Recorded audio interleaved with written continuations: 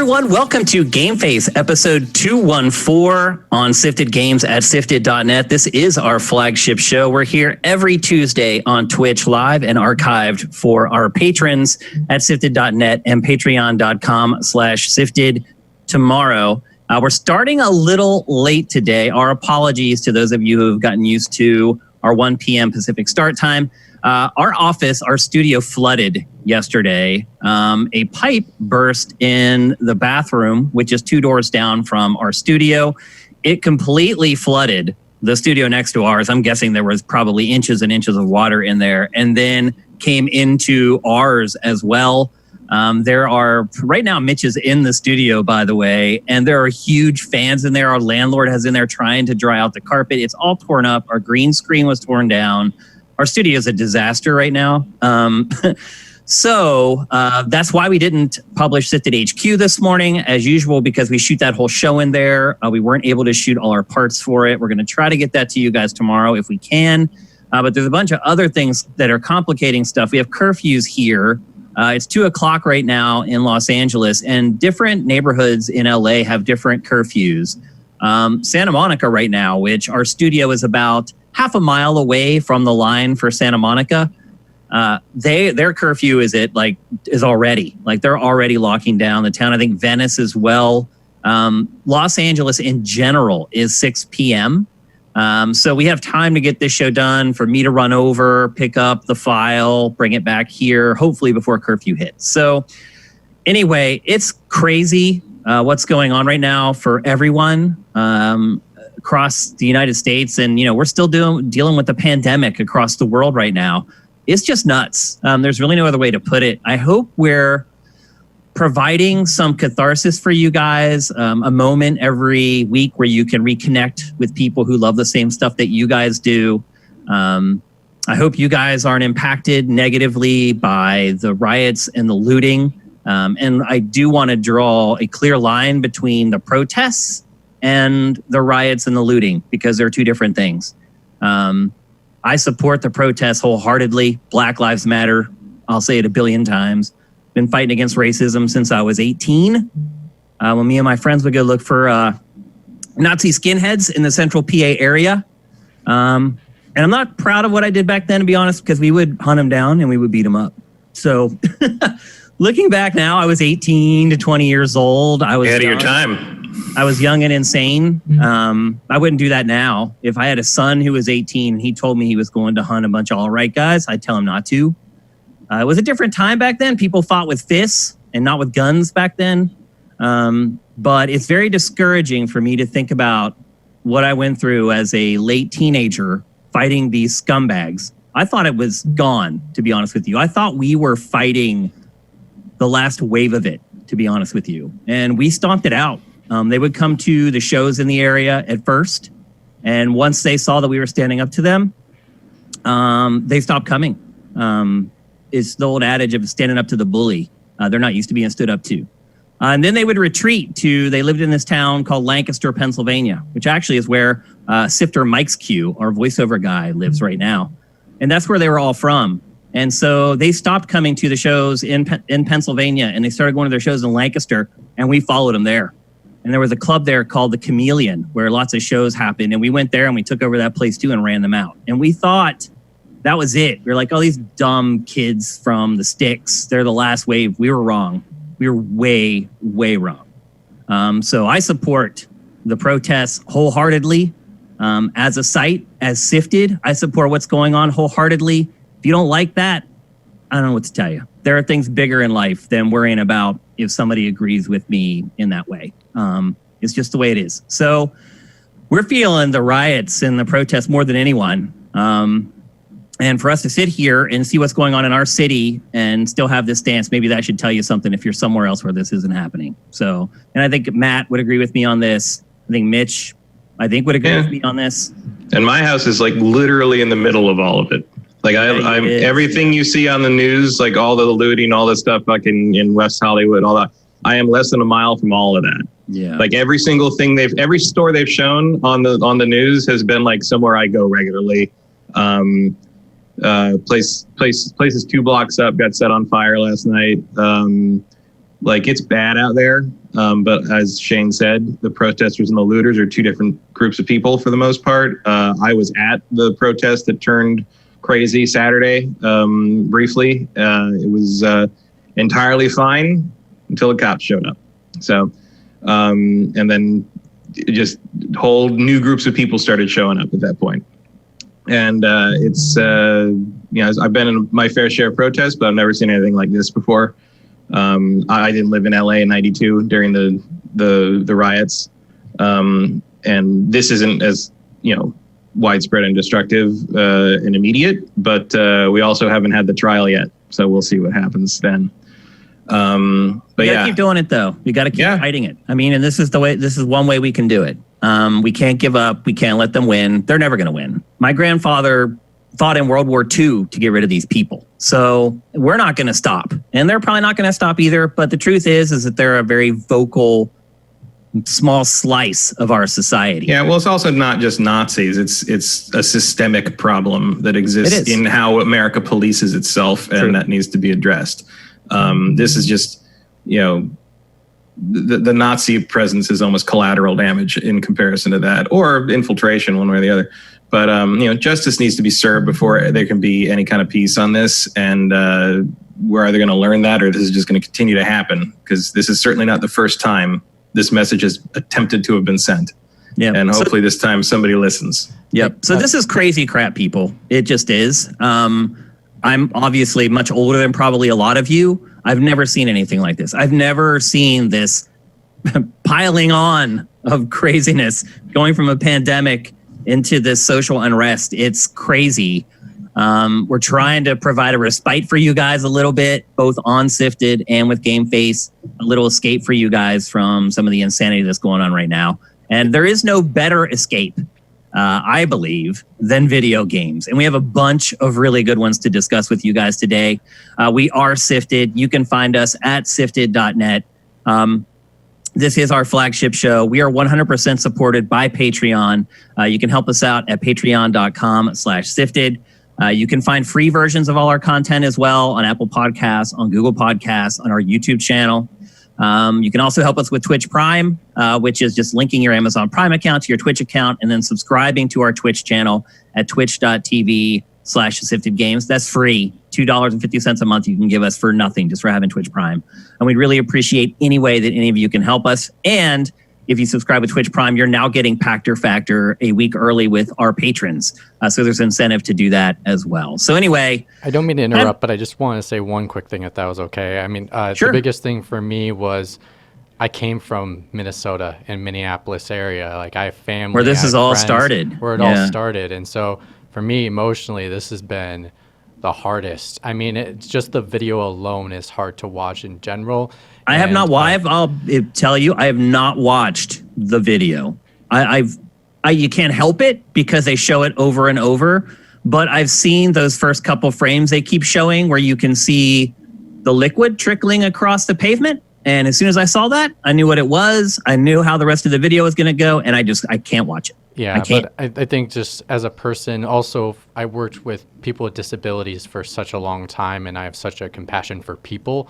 I think that's if something Shane could say about me is I'm very compassionate about people just in general. And so it's just extremely disheartening to see the event that took place, because it's murder, it's horrible, and it shouldn't happen. And I agree with everything you guys said so far about, the systemic racism that's in our society is unacceptable, and it needs to change. And hopefully out of all this, there actually will be positive change. And if there isn't, I can't imagine what this society will be. I really can't. And I'll be honest, I have tried to run Sifted as political free as possible. But this is something that really strikes close to my heart. And I feel like if I couldn't just come out and say Sifted doesn't support that type of behavior, then why am I doing this? If I can't build something that I can't share how I feel on, why did I do it? So I understand some people may not like this stance, and you got to do what you got to do. And I got to do what I got to do. And I got to do this. So that's it. Let's get to video games, because it was a really interesting week in gaming, believe it or not. We're going to kick things off with probably, because we don't know yet a lot of what's coming for PS5 or Xbox Series X. I would say probably the biggest game for the rest of the year right now, except for Cyberpunk 2077, and that is The Last of Us Part 2. We've gone a long time kind of wondering about this game. We got some trailers and we could infer some things based upon what we saw in those. We got that one little gameplay chunk about a year and some ago that kind of showed the moment-to-moment stuff. But this 20-plus minute presentation really showed off what the game is, how the game is going to play, what elements are in the game, what the setting is, what the plot is. It really just laid it all out there. And it makes sense because the game literally comes out now in like 16 days. So we're just 2 weeks out from The Last of Us Part 2, which is really exciting. Shocking it took this long for us to finally get this information 2 weeks before it launches, but better late than never. Matt, what was your overarching opinion after checking out 20 plus minutes of the game? I mean, mainly it sure is pretty. Yeah. Especially the underwater Although the compression stuff. on that video was really bad. Like the 1080. I didn't see it. I didn't see compression. I think because I saw your comments on the Sifted story, and I didn't watch it until yesterday. Oh, okay. And I think by the time I watched it, everything had been uploaded and then smoothed over and everything. Because sometimes it happens with like YouTube Premiere videos is they run low res and then it's just it has to go through the compression or whatever, and then it gets better a few hours later. Because I could look on the player and it said 1080p on the player. Yeah, but it can play at 1080p, but still not be 1080p quality in the video they're showing. Like that happened. Gotcha. That also happened. I watched Jenny Nicholson's 1 hour long Land Before Time series rundown this week, and it also had weird artifacting and compression problems. Okay. And then like you watch it again later when it's already up on YouTube and processed, and it looks fine. So when I watched this, it looked just fine. Obviously, it's going to look I went better. back and watched the archive, and it looks stunning. It's obviously going to look better on a 4K TV, in person. Yeah. But everything looked really good, especially the water stuff, like the way when she's underwater, it looks really good. I love attention to detail when it comes to what gets wet in a game, like the fact that she doesn't get in the water and her backpack just instantly becomes like a wet texture. Like it's only wet up to the level that the water has touched it. Like I like stuff like that. And Naughty Dog's always been good about that. That presentation is loaded with stuff like that. And I'll bring up a couple others when we start getting into kind of the details. But would you say overall you were pretty impressed with what they showed? Yeah, I was impressed by it. Certainly visually. Like the combat and like the actual gameplay is pretty much what I expected it to be. Based on sort of the bit they showed at E3 last year, or not last year, whatever they showed it whenever. Was that 2 years ago now? Yeah, the demo where she's running around killing everybody and everybody's wow. Well, I think it was E3 2018. Yeah, so 2 years ago. I mean, I think they've more or less translated that into the actual gameplay we saw today for the most part. It doesn't seem to be a situation like with the first game where what we initially saw as the demo of how combat would work turned out to be completely wrong. My other, especially in terms of like the AI of the enemies. And in that realm, I think the thing that I perked up the most about was probably the bit where she sets the clickers on the WLF people in like the subway tunnel. And you see them show up and you see the WLF guys like react pretty believably to being ambushed by these things. And they sort of pull back and back off like realistically in terms of like kind of laying down fire and like retreating to a better position. And then the zombies kind of come around to the side. And I'm like, okay, that's cool. Like I thought that looked really good. Like in terms of like, not just in terms of believability and presentation, but in terms of like, if I threw a rock and that happened and I got to watch that happen, like I find that to be a satisfying result of trying to like distract the enemies. So overall, I think I was very impressed. And I was also impressed by the very last thing in the demo. The story is clearly not what I thought it was going to be. Yeah. There's more there. And I think they're very smart to not say what happens to drive Ellie out of Jackson and into the world to do what she's going to do. But that little tease for what apparently it was at the end of that is because after that I'm like, yeah, I'm playing because I haven't looked at the spoil. I haven't looked at the spoilers. I haven't either, and I won't. And so after that, I was like, yeah, I'll play. I'm in. Like, I want to know what happens for sure. Yep. Before we move on, I want to thank a couple people. Tiny2K and Sound Wizard are going at toe-to-toe again, gifting subs to everybody. Thanks, you guys. That's flipping awesome. Also, JMRain99 jumped in and dropped a few on our viewers. Thanks, guys. Another thing I want to bring up, you guys can check sifted.net right now. We finally have our streaming live on Twitch alert working in the header of the site. So in the top right in the header, anytime we're live on Twitch, you'll now get an alert. You can go there right now and you can see it. Glad to see that's working. I've been working with Brent on some stuff this week, and it looks like that's one thing that is working correctly. So pretty excited about that. Let's get back to The Last of Us Part 2. I took extensive notes while I was watching this because after I watched the first 60 seconds, I started to realize that there was just so much stuff planted in there to show off all the work that they've done. So I have great notes that's going to guide this conversation. First of all, it picks up several years after the first game, 25 years after the pandemic began. Joel and Ellie are living in Montana in this kind of encampment with a bunch of other survivors. It's very much Walking Dead. They've found their latest homestead where they're holed up with a bunch of people. They don't explain it, but something horrible happens, and they do explain a little bit of it, but I don't want to spoil it here on GameFace. They're in Wyoming, by the way. Wyoming, that's right. What did I say? Montana. It's the. I always mix up those states for some reason. No offense to anyone who lives there. Yeah, well, it's all just open. Yeah. But it's the place where I believe Joel's brother sets up. Like they get the dam working again, and they decide to set up a colony there, pretty much. Yep. And something. So apparently that's going pretty well for them. Yeah, they're happy there. Yeah, and in fact, the scene that you saw at E3 last year where they're dancing in the barn, that is at that homestead where they've all kind of got together and they're living together. Something terrible happens. They do hint at what it is, but I'm not going to say here on the show. And that sends Ellie out on the road on a quest for revenge. They said that while they do travel to the Pacific Northwest, most of the game takes place in the Seattle area. And I think we kind of knew that. There were some rumors that were floating around for a while about that. I think we kind of had a hint at that already. Yeah, you're right. Jackson, Wyoming is where they were settled before.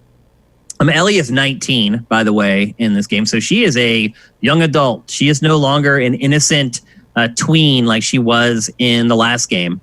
And obviously she's an adult now. She has adult feelings, adult emotions, and something sets her off that sends her out to extract revenge. They said that the game spans multiple seasons and climates. Obviously, if you're traveling halfway across the United States, you're going to see a lot of different territory. And we all know Seattle is like a very unique biodome as far as its climate is concerned. But most of the game does take place in Seattle. One of the big things I think that people will be struck by at first is the addition of traversal stuff. Traversal was a bit of a sore point in the first game, along with a couple other things that I've kind of mentioned over the years. But it looks like they've really fixed that. They've added ropes into the game, and you can kind of rig up a rope and then swing across like pitfall style across gaps. Well, I mean, they pretty much just lifted that from Uncharted 4. Yeah. So it makes sense. The engine can do it now, so you might as well use it. Yep. There's horseback riding, which is a big part of the game, and they show that extensively throughout in like the little mini kind of trailers that they cut and in the gameplay. They show multiple scenes with more than Ellie on horseback. So you'll be traveling with other compadres by horse. There's flooding, as they mentioned, like there's climates and the weather and everything. Like certain parts of the levels get flooded. And then you get like a little like outboard motor boat that you can use to get around. So it looks like do you think there's an open world, Matt? They didn't really mention that. Yeah, they said it's like going to be they said it's going to be huge open spaces bigger than anything they've ever made before. Yeah, but he didn't say open world. That leads me to believe it could be like Uncharted 4 where it's kind of a pseudo open world. Well, I think that's a difference without a distinction at this point in games.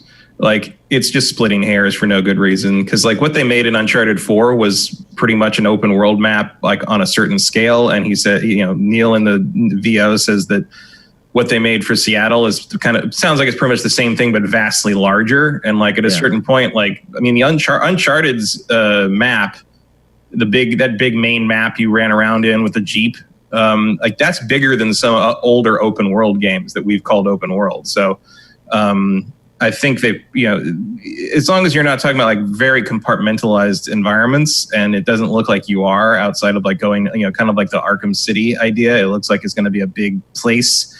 And then when you get to a building you can go into that's part of the story or part of a side story, like you'll go in and you get kind of an internal level from that. Like that seemed to be what was happening with the hospital in this. Mm-hmm. So I think it may not be like GTA style open world, but I think it will be fair. It won't be like Horizon, but it will be fairly described as an open world game, or at least an open roam game, if that makes sense as a difference. Like, I think it's probably going to just be just like Uncharted 4, where while you're playing, it's not going to be like the first open world, but it's not going to be like the first game, where like the first game was very much discrete location. Load. Yeah. But it doesn't look like it is truly an open world game. Maybe we'll finally get one of those from Naughty Dog next gen, though. I feel like it's going to be. I feel like it's going to be a series of large open places. Like it looks like Jackson will be its own space. Seattle will be its own space. There will probably be some kind of intermediate space between when she's on her way to Seattle. I feel like that's what it's going to be. It's not all going to be a one interconnected thing, but it's going to be, I guess, sort of like what Death Stranding did. Where you can't just literally walk across the United States in Death Stranding. There's places where you have to enter an area and kind of transfer to the next section. Yeah. So I think it'll be something like that. Yep. So there's two warring factions that are a part of the world. Matt, you touched on this a little bit earlier about how you can kind of pit the enemies against each other in the game.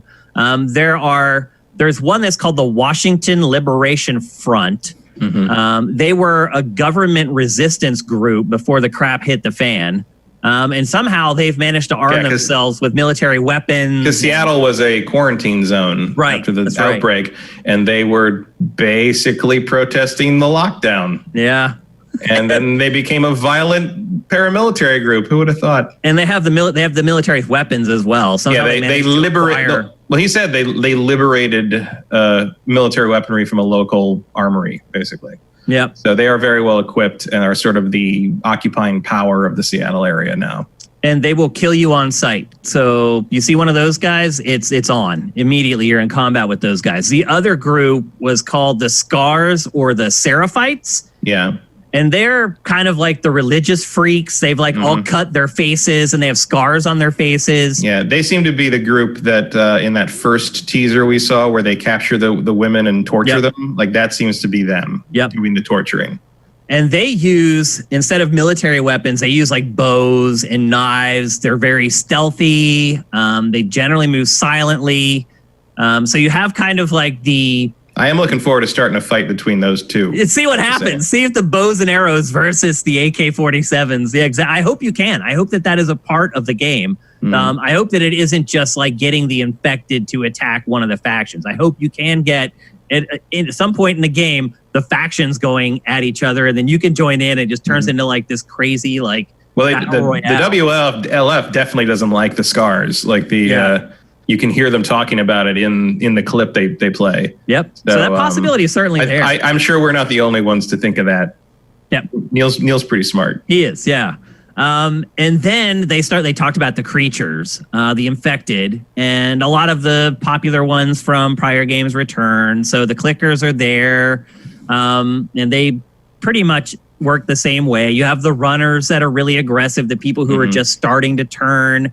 And then they started talking about some of the new stuff. They teased more than what they showed, really. They only showed one new thing. The Shamblers, yeah. And they're like these crazy, heavy armored enemies. Yeah, they're like overgrown with pustules and fungus and stuff. Yeah, and like they get close to you and they just release like this gas cloud or spores or whatever it is around you. Wait, I thought they showed two. Tanks. There was another one that hides in the dark and will spring up on you like a runner, but it's not a runner. Stalkers. The Stalkers. Sneak. I want to say they were I thought they were in the first game. I thought they were too. I didn't think they were. I thought it was just runners, clickers, and the giant one, whatever it was called. I thought there's only 3 types. I don't know. But anyway, it's been a very long time since I played that game. Yeah. But anyway, the stalkers is what Mitch is talking about. And they hide and they wait in stealth. And then when they have a shot at you, they just come running at you. So, and then they put up a black screen and said, plus new creatures. And we could hear them, but we couldn't see them. So in addition to the new creatures we talked about, there are going to be others. Let's talk about some of the detail in the game. So this is something that Naughty Dog, I believe, is one of the best in the industry at. And it's just adding these little touches to games that kind of immerse you in the realism of the game. So a big part of that is the dogs. The dogs can smell you, obviously, far better than a human being can. And they can really suss you out. So you can't... One thing I do remember about the first game was being able to hunker down and just kind of stay there and just wait for the AI to slowly kind of come over to you and pick them off that way. Well, in this game, you're not going to be able to do that because the dogs are on your scent trail. And as Ellie, you can see the scent trail as well, which is a little weird, but it helps you obviously avoid the dogs. And then, Matt, you're talking about visual details earlier. There's one scene in this presentation where Ellie is inside a building watching the patrol go by with the dog.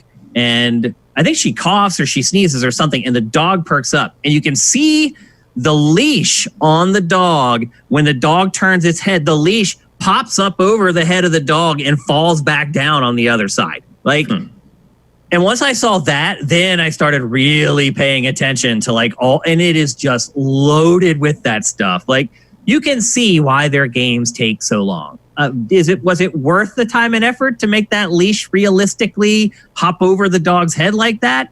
I think for most developers, they'd say, no, it's not. But for Naughty Dog, it is. And that's why we wait so long for its games, in between its games. And I will say that the detail isn't entirely to their advantage, because there are things in this demo where I'm like, well, that doesn't make any sense because of how much detail you put in this. Yeah, you start to assume that the whole game is going to be that way, right? Or just things where I know it's a gameplay convenience, but you can't just put a can on a pistol and shoot. You'll suppress. Okay, I'll believe that it's an effective suppressor, but you're going to make a loud snap noise, and everyone in that area is going to know that something just went off.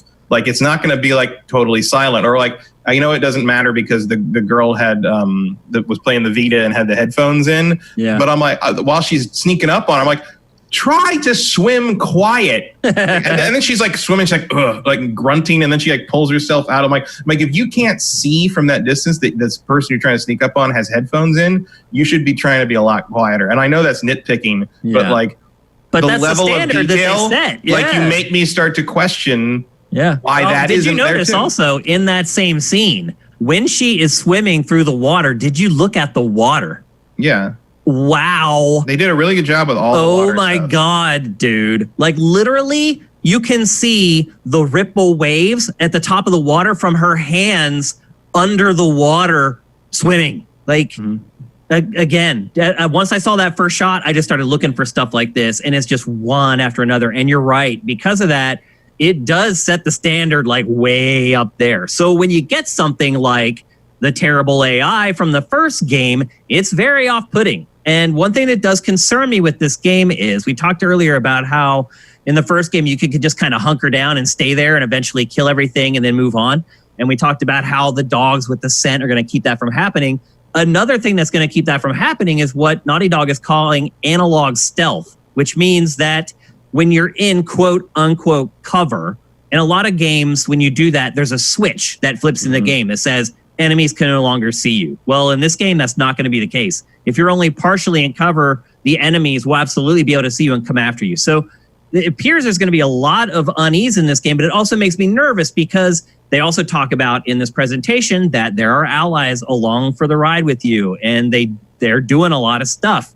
That was a big problem with the first game, was having the allies along and having her running around out in the open while you're supposed to be in stealth. So that sent up a little bit of a red flag for me. I hope I'm wrong. And I would guess that they've probably come up with some kind of solution for that, because it was such a widely noted and or mocked element of the first game. I can't imagine that they wouldn't have been bothered by that. So I bet there's some way they've worked around. I mean, I'm sure you can't be given away by your companion still, because that would be a terrible gameplay idea. But I bet they found a way to make the companion behave a little more. It was really bad in the first game. Because the stuff they showed where the companions are helping you in the middle of the fight look real good. They do. Yeah. But yeah, notably they did not show sneaking around with a friend. So that is a question. But I think they must have addressed that in some way, even if it's as simple as keeping the characters behind you all the time, so you don't see them running around like crazy people, like Ellie and Bill did in the first game. There was a couple of real Benny Hill moments in that first game. Just over and over and over again. It took all the tension out of the game. You're like, oh my gosh, I got to get away from these clickers and I got to hunker down. And then you see like her running around in circles, like out in the middle of the room. It's like. But I also like the addressing of kind of the, like part of the thing that took me out of the first game was sort of how like, I don't know, I guess how almost slapdash some of the gameplay elements felt in comparison to the presentation, where like you had to pick up like the spare parts and stuff. In a nutshell, isn't it? Yeah, but like you had to pick up spare parts and stuff, and Joel would kind of go like kind of mime grabbing nothing, or like you just sort of like instantly create stuff. In this, like, you know, she's clearly reaching out and grabbing the individual objects that she's picking up. When you want to craft something, she pulls her backpack down and unzips it and like makes the thing right. Like it they've taken a lot of the gaminess out of that kind of part of the gameplay. For sure. And that's exactly what I think what they needed to do. And I might annoy some people, but like if you're going to go for the fidelity thereafter with this game and the sense of place and the sense of purpose, like you're going to have to put some of these kind of what someone might call tedious elements in there, and not like to the degree that say Red Dead Redemption 2 does. Like, that's going the complete other direction way too far. This is clearly still functional on a gameplay level, but they just add that way. The fact that when she wants to make something, she whips that backpack down, and you hear that zip of unzipping the pack to like get the stuff. Like I'm in it to the point that at one point, like I was watching this after she did that a couple of times, and then she reaches behind and grabs something like her gun or something off the backpack. I was like, wow, she must put everything in the same place every time, so she knows exactly what she's grabbing for. And it was interesting to me that I thought of an in-universe explanation for that before I thought, well, it's a gameplay contrivance and it doesn't matter, because they've made her look so believable doing that like it just feels like she's super prepared rather than she's magic, which I think is a pretty big step compared to the first game. Yep. They also talked about how fleeing is a viable and necessary tactic in this game. Just running away, reestablishing stealth, kind of regathering yourself, and then setting up for the next confrontation. How do you feel about that idea? It's good. I mean, as long as they give me the tools to stealth kill, to directly confront, and then to regroup, I think those three pillars will make the whole thing work. And I think one of the problems with the first game was they really only had stealth. Like once you broke stealth, everything got real messy and it wasn't fun. Like it was doable, but it wasn't fun. And this looks like it stays interesting and fun no matter how you have to play the encounter. And so that's a big jump to me. That's a great segue into the next point, which is that they have done a good bit of work on the gameplay. I think we both agree that was probably the weakest spot of the first game. Like you said, once you got out of stealth, everything just kind of fell apart. It looks like they're addressing that directly. First of all, Ellie is far more agile than she was in the first game. She has a sprint. She can dodge. There's a counterattack in the game, so if you time your dodge right, you can counterattack. There's actually seems to be a fairly robust melee system. Yeah, and again, like that may have come from Uncharted 4, I think, maybe. Yeah, a little bit. Yeah, but it's but obviously it's a little more brutal. Like Uncharted's a cartoon in comparison. Yeah. Oh, absolutely. And that really was when I asked you at the beginning, like, what was your overarching opinion of the game? My overarching opinion of the game after watching this, one, was that it looks freaking awesome and I can't wait to play it. But two is like, oh my God, it's really brutal. Like, really brutal. I don't know who did the research on what a dog sounds like when it gets set on fire, but I don't think I'll be doing that. People haven't freaked out about that yet. That was another thing that I posted in the comments on Sifted after I watched it was, man, people are going to be upset about the dog being killed. But I haven't seen anything from anyone about that yet. I mean, Druckmann said you never have to kill a dog if you don't want to. Obviously, it's going to make it a lot easier if you do. I'm just saying. How did they record that? I mean, you probably just take a whining dog and pitch it up, and like you can do a lot with audio tools. Yeah. I feel bad for the audio guy who had to do that for a day, but like it's effective. It's brutal across the board. Everything about it is so stark and bleak. And I just wonder, man, like right now, if there's a lot of people who want to play something like, I mean, sometimes things like that can be cathartic. It can help you kind of get out of that mood because you're kind of exercising those demons, so to speak. But right now, I mean, I don't know if this game could have come out at a worse time, to be honest with you. How do you feel about that, Matt? I mean, that stuff doesn't bother me. It's fictional. Like, well, yeah, but like I probably won't set the dog on fire because that's a terrible sound effect. But like, I don't know. Like, it just doesn't. Those are two different things to me.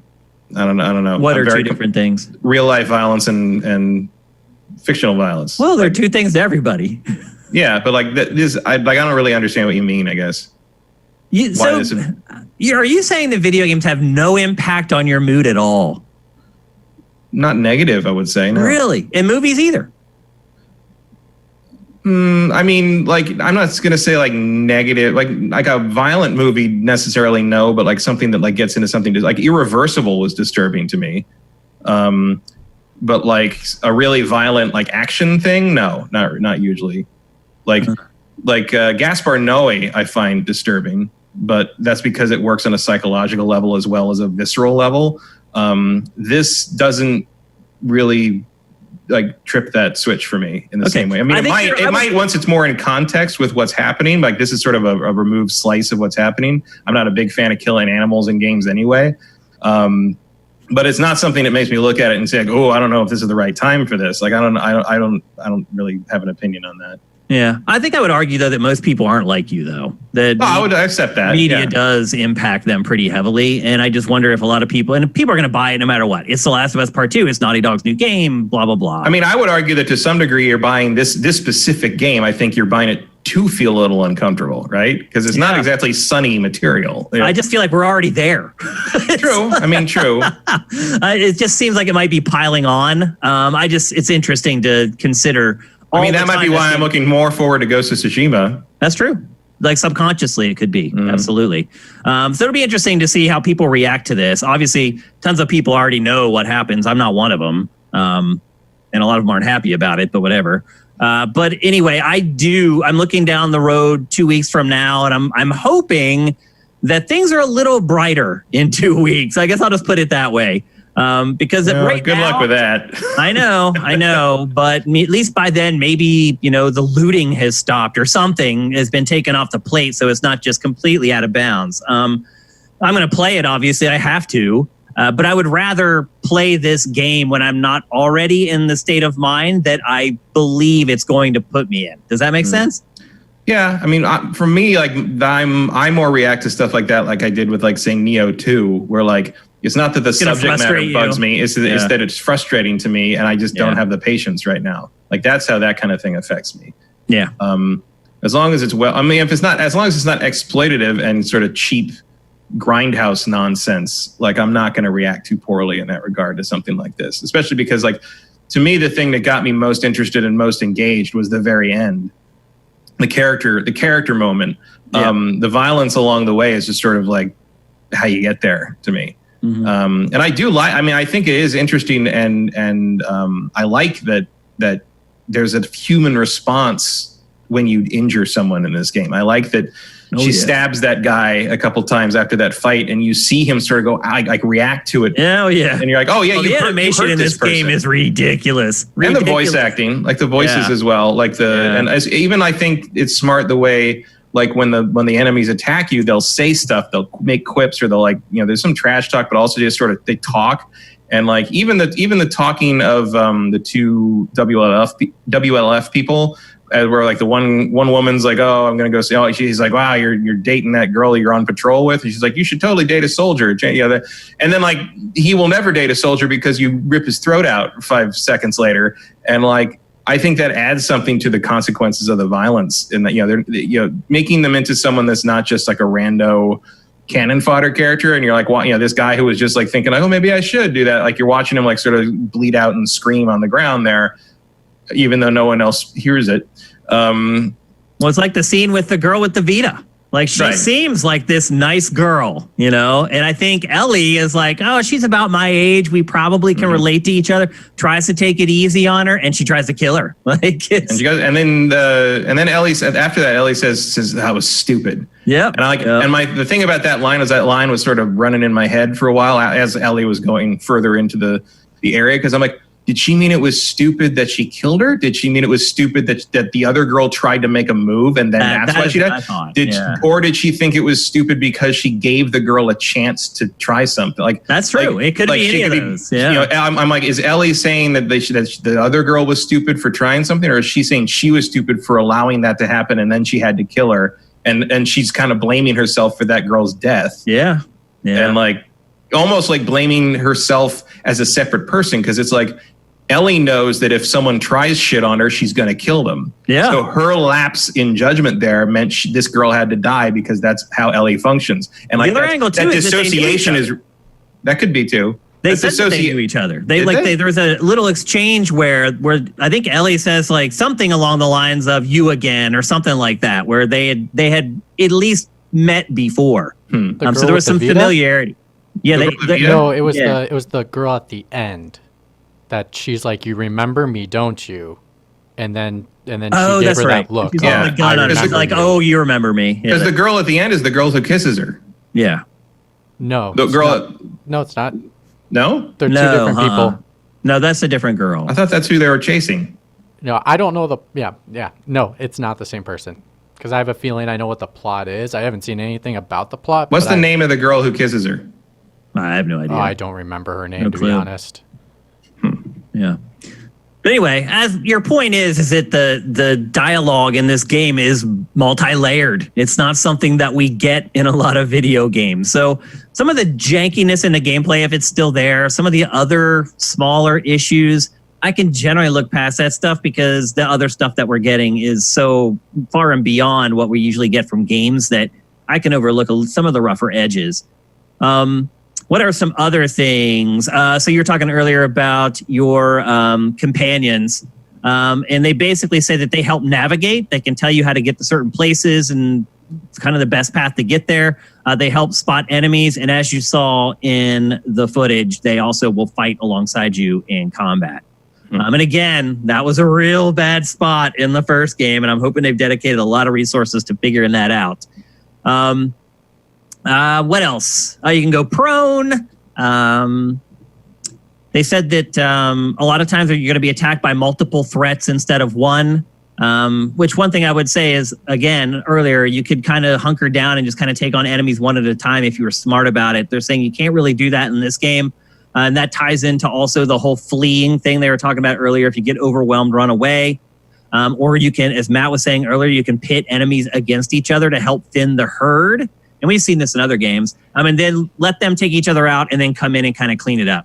I think we saw that with Days Gone. That was a pretty popular tactic in that game as well. Kind of get them to fight each other and then jump in and finish off what's left. Crafting. The crafting system looks pretty extensive. I wouldn't say that this is like bordering on an RPG or anything like that, but it certainly has more RPG elements this time than the first game did, at least. And they're a little bit deeper. Crafting, it just seems like it's in every game now. You're going to be crafting in every action game from now until the end of eternity. At least that seems like that's how it works. That was also in the first one. So it was. Just continuing. Yeah. Yep. And then player upgrades, Naughty Dog is saying that you will really be able to play however you want in this game. We hear that all the time, but they're saying that they are going to give you the tools and the ability to upgrade those tools and abilities in such a way that if you want to play it all stealth in the shadows, you can, or if you want to go guns blazing, you can do that as well. Again, that's something that's usually only borne out after the 10-hour mark in a game. So the jury will remain out on that one for quite a while. And then you can find parts. You can craft like proximity mines, exploding arrows. As Matt was talking about earlier, you can stick a can on a gun and you have a suppressor. So really, after watching this, I don't have a lot of questions left. Do you, Matt? I mean, not that aren't related to the story. Yeah, and I don't want. Which I guess I could find that out if I wanted to. But yeah, you could if you wanted to dig around the dark corners of the internet and find them. But otherwise, it's 2 weeks away. Bring it on. Like it's time. I do hope that life is a little more lighthearted with 2 weeks from now. So I'm in a little bit of a better frame of mind. Obviously, my studio just got flooded and there's all this other stuff going on too. So I'm not in the best frame of mind for anything right now, to be perfectly honest with you. So in 2 weeks, I can pretty much guarantee I'll be feeling at least a little bit better because the studio will be sorted by then and all that stuff. So I'm jacked. I'm really excited to play it. I think everybody else is too. Mitch, did this presentation change your impressions of the game at all in any way? I think the final chunk of gameplay was nice to see the actual gameplay working because the actual beginning part of it, we've already seen before. That was in a preview that happened when they talked about the release date for the game. So I already known about the proning and all those kinds of aspects. But to see the actual gameplay come together in a sequence was kind of cool. And I do like the touches that they're doing with all the elements. And, you know, I was already excited for it, but this just affirms everything going into the experience that it's going to be probably one of the best games of the year. Like, it's hard to see that and not think that's not what's going to happen. Well, you're a little more optimistic than I am. I never assume anything like that before I play a game, but it certainly, based upon the developer's pedigree, the chances of it being a good game are pretty good. So and sorry, I don't have to wait much longer. I wanted to say, Matt, is the thing you were talking about the piece, oh my gosh, the characters, is what their goal was, is they wanted to humanize your enemies so that you feel bad killing them. That was the goal, is what they said. They said this 2 years ago or so. So it's working. Mission if that's accomplished. How you feel. Yep. Yeah. I mean, it's not going to stop me, but yeah, like, well done making them seem like, you know, people and not like just, you know, dolls you have to fight through to get to your next story cutscene. Yep. Which is a kind of an ongoing issue with games a lot of times. That's for sure. Certainly in Uncharted. Yeah. Yep. So there you go. That's The Last of Us Part 2. I don't suspect we'll get anything else other than a launch trailer before it comes out in a couple weeks. So it's out 2 Fridays from today. So 17 days. Yeah, 17 days, and off we'll go. Finally, after all this time, we'll be playing it. So pretty excited about that, and we'll obviously cover it whenever we have more here on GameFace. All right, let's move on. We're going to talk next about Xbox Series X. At this point, you can pretty much assume on GameFace that every week we're probably going to have one PlayStation 5 topic and one Xbox Series X topic. There's just that much news coming out about each of them every week. I think we're starting to see the marketing plans kind of click into place here because the IV drip is working. It's giving us new details every week that we can talk about, and that's exactly what they want us to do. This week, the big information from Xbox about Series X was backwards compatibility. Now, we knew way before this that it was a big focus for Microsoft and Xbox. Obviously, Xbox One, it was probably one of the biggest things Microsoft did other than Game Pass over the last generation, is how hard it worked on backwards compatibility across all the Xbox platforms. And that is going to pay big dividends with Xbox Series X. So it was announced this week that there will be thousands of backwards compatible games available that will play on Xbox Series X on launch day. So that's a big, big number. And we're going to talk next about kind of what PlayStation's doing in this arena. But thousands of games on day one for backwards compatibility on Xbox Series X. But not just that, HDR is going to be implemented in these games going back all the way back to the original Xbox. Not only that, the frame rates in these games could be doubled in some cases. It's not going to be that case with every game, but in the case of some games, the frame rate from the original version will be doubled when you play it on Xbox Series X. So obviously for shooters and things like that, that's a godsend. Fighting games makes a big difference in that genre as well. Microsoft's master plan is all starting to fall into place. All the work that it's been doing for the last 5 years on this is about to pay dividends. The question is, how big are those dividends? Remember that survey that we looked at, Matt, about 3 months ago, I think it was, where backwards compatibility was not high up on people's lists for why they're going to buy a new console. We obviously saw with PlayStation 3, it was backwards compatible all the way back to the original PlayStation. That didn't seem to make a big difference for PlayStation 3. So obviously, Matt, Xbox is way out ahead at this compared to PlayStation, but does it really matter? I don't think it matters in terms of buying a new system, really, but it does matter and seems to have mattered more this generation when it comes to keeping people happy with his system they already own. Would it have changed my mind on when to buy an Xbox One to know that Red Dead Redemption 1 was backwards compatible on it with improved graphics and frame rate? Probably not. But did it make me happy when I already had one and that happened? Yes. Yeah. So, and I think the other thing, like that, the PlayStation 3 did do a lot of backwards compatibility, but you had the issue of did everything look better? Did it make them better? No. With a few exceptions, like I think Vagrant Story and a couple of specific games, like on PlayStation 2, did backwards compatibility where they had like a PlayStation 2 mode that you could activate and it looked a little better. This is sort of a much wider and far-reaching thing. And I wonder, if they're saying thousands and thousands, that's almost every game that came out for the last two Xboxes. It sounds like it is every game, but they can't say every game because there might be something in there, five or six games that don't work. Yeah. Look, if I can stick Mech Assault 2 in this thing and let it see it with HDR at 60 frames a second, I'm going to be pretty pleased with that. That's a pretty big... I don't know if I'm going to be $500 pleased with that, right. But it's a neat party trick, I guess is how I describe it. And it's also one more, they've done a really good job with that this gen. Like the Xbox One's backwards compatibility is one of its strongest features in terms of sort of starting the system up and being oh, what should I play? Oh, play Knights of the Old Republic. Fuck it. Even if you don't have something current to play, you can play an old favorite that looks better than it ever has. Yep. And that's a cool thing. And that might be a nice way to sort of counteract the probably inevitable drought of new software going forward out of the launch window.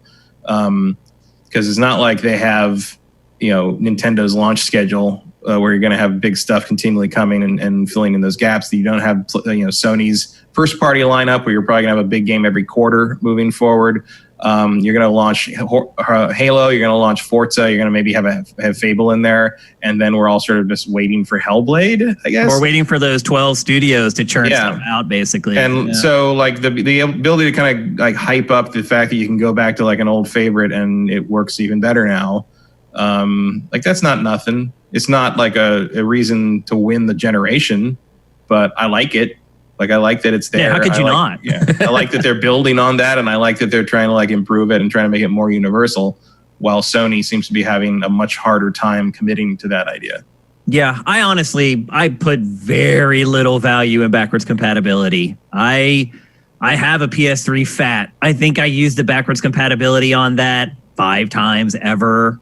And 2 times it was to play Wheel of Fortune for PlayStation 2 with a family member. I never really used it at all. And a part of that is, it's been my job for 20 years to just keep moving on to the next game. I don't have time to go back and replay old games. So for me, the value of backwards compatibility is pretty nil. It is nice, if you want to do features on older games, you need to capture footage of it. That's when it's nice to have something like that. You can just stick your old disc in there and get some footage real quick. Other than that, I don't see a lot of value in it for me, but I'm interested to hear from Mitch, because Mitch is much younger than us and wasn't playing games back in the 70s and the 80s like we were. So maybe he has a different perspective on how important it is to him. Backwards compatibility for me, actually, I was writing notes about this exact thing. It mattered to me when I was a kid, though. For me, because I would always be selling a console to upgrade. Mm-hmm. So to have that backwards compatibility to be able to still play my old library was something that was really important. So when I did upgrade to my PS2 to my PS3 before, unfortunately, it got stolen when I was a kid, and they no longer offered the original backwards compatibility PlayStation 3, I was pretty upset about that. But I think did you use it a lot, the backwards compatibility? You did? Yeah, I did. And also because I was a kid, I didn't have a lot of money to spend on games. Right. So to be able to have my old library to go back to whenever I want is really nice. Yeah, that's a good point. But I think as I've gotten older, though, it doesn't matter. Like now, I don't sell my console to upgrade.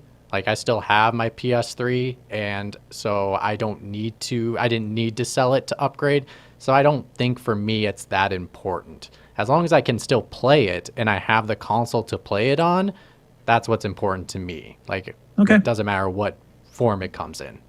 So it sounds like really all three of us are just like, it's a cool thing to have, but I mean, would any of you guys like tip your if you could only buy one, could it possibly tip your purchase decision? No. Yeah, actually, here's how it would tip the purchase decision is because like we're thinking about backwards compatibility. It's like, oh, you can play original Xbox games, you can play like old 360 stuff, and it'll look better. But like the real reason to make this a constant policy going forward is because everything is becoming so digitally oriented in terms of digital game sales. And if you want to sell me a new system and I can't take my library with me, fuck that. Like that is the hard sell. If you say that all those digital games I bought from you no longer count unless I keep my old console, no, like that's not okay. And so that's why this is such a thing going forward, is because if you're going to do a fully digital storefront and you're going to push digital storefront as hard as they have been, both Sony and Microsoft, you got to adopt the Steam model where I never lose those games. Okay. Like no matter how many times I build a new PC, my Steam library is still going to be there. And that has to be what they're doing going forward too. The backwards compatibility and the original Xbox stuff is the fun part to me because I was around for those games, but it's not nearly as important as making sure all the Xbox One games work on the new system. Yep. Meanwhile, PC gamers are over in the corner laughing at all of us right now. Like, oh, these petty things that you worry about. Although there's a lot of old PC games. Oh, there's plenty of weird shit there. You can't just put in a PC and play anymore as well. Although try throwing those 90s CD games in there and seeing if those. Oh, I tried to put Tribes in my PC like a year ago, and it wouldn't really do anything. I just had to go download the client from like the internet. Like the disc was like worthless. So, and now it's free anyway, so I didn't even need the key or any of that stuff. But yeah, those Windows updates will kill you. Yeah, for sure. So I feel like backwards compatibility in general is kind of one of these things that people make a big deal about, but in practicality, they're not going to end up using much. And I think when it comes down to it, when the rubber hits the road, I don't think they're going to be worried about, oh, I can play games for the original Xbox. They're going to be worried about how good is the new Halo versus how good is Horizon Zero Dawn 2. You know, I think that's the question everyone's going to be asking. It's definitely not a deciding factor. It's just a nice to have. Yep. So that's the news from Xbox for this week. Sony was supposed to take the center stage this week, and that'll segue nicely into our next topic. Tomorrow was supposed to be a gigantic day. Or no, Thursday was supposed to be a gigantic day. My days are all mixed up because I really thought that we weren't going to be able to do GameFace today. So I had accepted that GameFace was going to happen on Wednesday. So as I'm sitting here in the back of my mind, I'm like, it's Wednesday. It's not. It's only Tuesday. But anyway, so on Thursday, there was supposed to be a huge PlayStation 5 blowout where we were going to get to see, at least according to the CEO of Sony, we were going to get to see the first party games for the first time. And that has now been indefinitely postponed due to the social unrest going on across America right now. First of all, Matt, do you think that was the right choice? Because sometimes stuff like this can bring people joy in times of strife. Yes, it was absolutely the right thing to do. Okay. Both ethically, from an ethical and socially conscious perspective, yes, not the time. From a PR and marketing cynical standpoint, also not the time. Not a lot of mainstream news coverage of your PS5 thing is going to happen this week. So, which do you think was the real reason it was postponed? I mean, follow the money. if you're being honest, I mean, I really, hate to even ask that question, but I got to be devil's advocate. That's my job. I mean, look, you're going to spend all this money to get this thing off the ground. You want to wait until you're going to get some signal and there is no room for that this week. Nope. So yeah, even if you're wrong and you hate what's happening for the wrong reasons, or super pro racism or whatever, I don't know. We are super pro racist. Yeah, I mean, I don't know any other reason you'd be against some of that. it's still a bad idea for Sony and everyone else to do. They have to postpone it because it's not the time. No one wants to pay attention to that right now. Even if you do want to pay attention to it, like, they have a business to run, and this is not the time to do that business. Now, Jim Ryan also said that all the first-party products that they have currently planned for launch of PlayStation 5 are on time and on target. Do you think that means that, like most PlayStation launches, there just isn't going to be that much there at launch? Or do you think that somehow they've managed to pull off, amid COVID-19 and all this other insanity going on, that they've managed to load up several big budget games for launch? I don't know. Like, I would like to think that Sony is savvy enough to know that you got to come out of the gate swinging hard this generation, especially up this close against the Xbox Series X. And, you know, people make fun of Halo not being the 800-pound gorilla it used to be, but it's still a pretty big launch game. Oh, yeah. And you got to have something that kind of at least pretends to match that.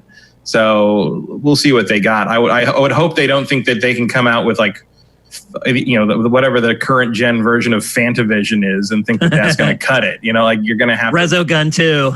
Yeah, you're going to have to wow some Which is people would be great, by the way, but yeah. but not what you want for launch. No, also, those guys don't do those games anymore. Yeah, I know. Yeah, they quit making those voxel games, which stinks. It sucks, yeah, because it sucks because their games after that have sucked. So they should go back to the way they were doing things before. Matt, do you think that what I think is likely we're going to get one big AAA game for launch, first party AAA game for launch of PS5. And I think it'll probably be Horizon Zero Dawn 2. I think it'll be two. I think they'll give us one big, maybe Horizon 2, maybe something else we don't know about yet. Like an Ape Escape from Tokyo Studio. And they'll give us they'll give us Gran Turismo. I think some form of Gran Turismo will be there. Yeah, that would be a pretty good launch for PlayStation. Last of Us. PlayStation launches go, yeah, that's pretty strong. Because they're also going to promote stuff like The Last of Us Part 2 and Ghost of Tsushima but play these on PS5 and really have your mind blown. Right. Well, with the new rule that everything has to also work on PS5 as of July, clearly that's, you know, backwards compatibility is part, in a sense, part of their strategy too, just not in the same scale. They're way late to the party. So that's what I was getting at earlier when I said we're going to talk about what PlayStation is doing with backwards compatibility in a minute. This is what I was talking about. So this week, PlayStation said to all its partners that are making games for PS4 that every PlayStation 4 game that releases after July must also now work on PlayStation 5, which great. It's good that they're doing that, but they should have done that like a year and a half ago. They should have had like the architecture or something they could have given their partners to help them start building their games in mind for PlayStation 5. Just doing this now after what we just heard is going to happen with Xbox Series X. You're out of your league. Well, I'm guessing that this is not the first the developers have heard of this. It's Maybe just the first we have. Like it's a PR statement. It's not something that no one, Cerny certainly didn't go around showing people this new tech and all this fancy stuff and not mention like, oh, by the way, like you're going to need to make all your current stuff work on this by the summer. Yeah. I'm sure this was already in the pipeline. I hope so. But again, as we said with the prior topic, it's not that important. I do think it's fairly important in terms of moving this gen's library to the next gen library. Plus because Sony promised it. It has to. Yeah, because they promised it. Also because like if you don't have this, you run the risk of drying digital sales up for the next 6 months. That's true.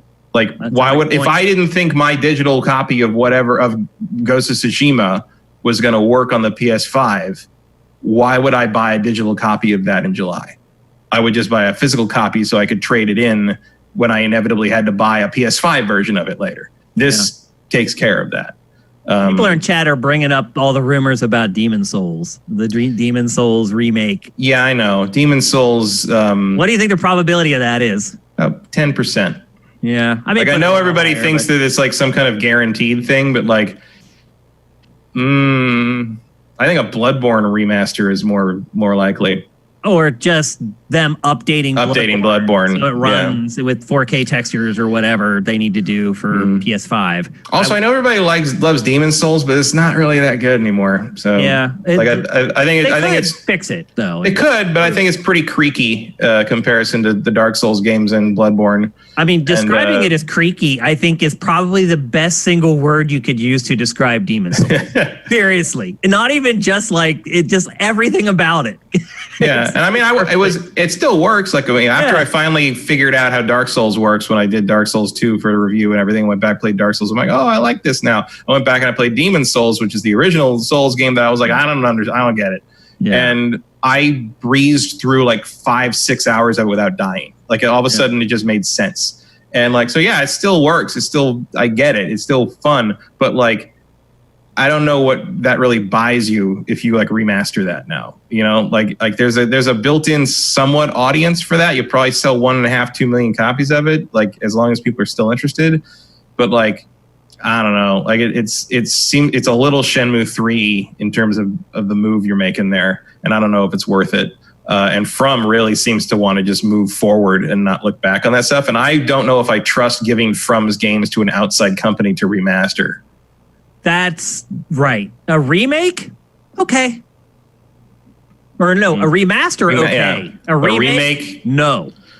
I feel like you are probably remaking that. Yes, exactly. Because otherwise you're porting stuff for the PS3 architecture, and that's a pain. Yeah. So they would definitely remake it. And in that case, I agree. Putting it, and there are some good port houses out there that might be able to do a decent job on it, but I don't know if you want somebody fiddling with that formula. I don't know. I think just give a nice big Sony-funded patch to Bloodborne, up the resolution really nice, up the frame rate on the PS5, you know, fix the frame pacing problems, and then just say like, here's this, enjoy Bloodborne, enjoy Sekiro, Elden Ring is coming, just hang on. You know, like I don't know if Demon's Souls buys you the cachet that everybody thinks it will in the hardcore circles. I don't think it's that valuable. I think they probably sell a few million copies. I think people just want all the Souls games in one place, which I understand. Yeah.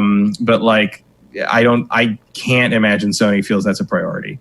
Me either. But at the same time, if it's a quick and dirty thing they figure out how to do, it is something to fill out a launch lineup slot. So who knows? Yep. But I don't expect it. I've never expected it. I don't think it's coming.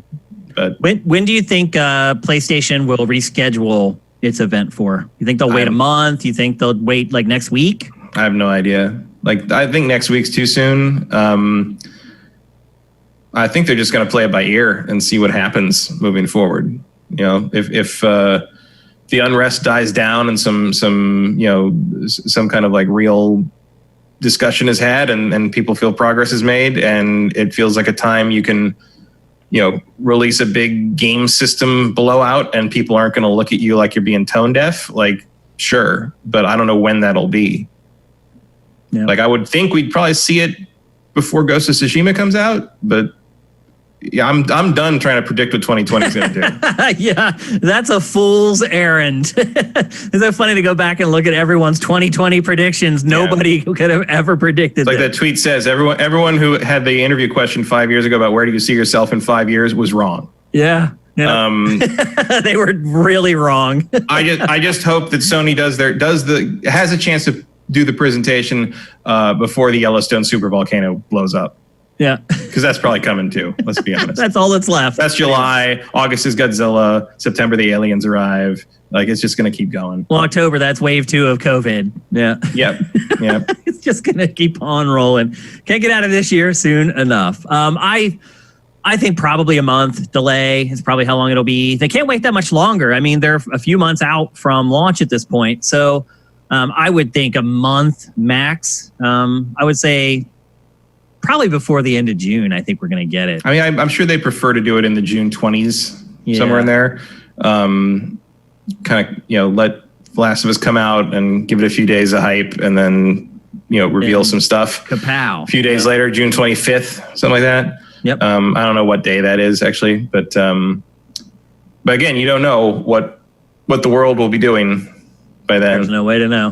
There really isn't. It's harder to predict now than ever. But if I had to guess, I would think Sony would be kind of like tentatively thinking, okay, we'll push it like 3 weeks and see what's happening on like I don't know, the the 25th or so, and if everything's still terrible or things are differently terrible, they'll make that call then. Yep.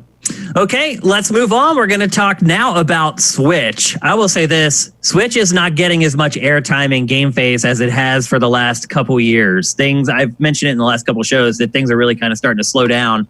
And Nintendo has tried to take the brunt of that, take the edge off of that by re-releasing old games. And most of them have been Wii U games that they would then retitle as whatever deluxe and then release it on Switch. However, Xenoblade Chronicles is a little different, and that's because it was originally a Wii game and not a Wii U game. And the title is not Xenoblade Chronicles Deluxe, it's Xenoblade Chronicles Definitive Edition.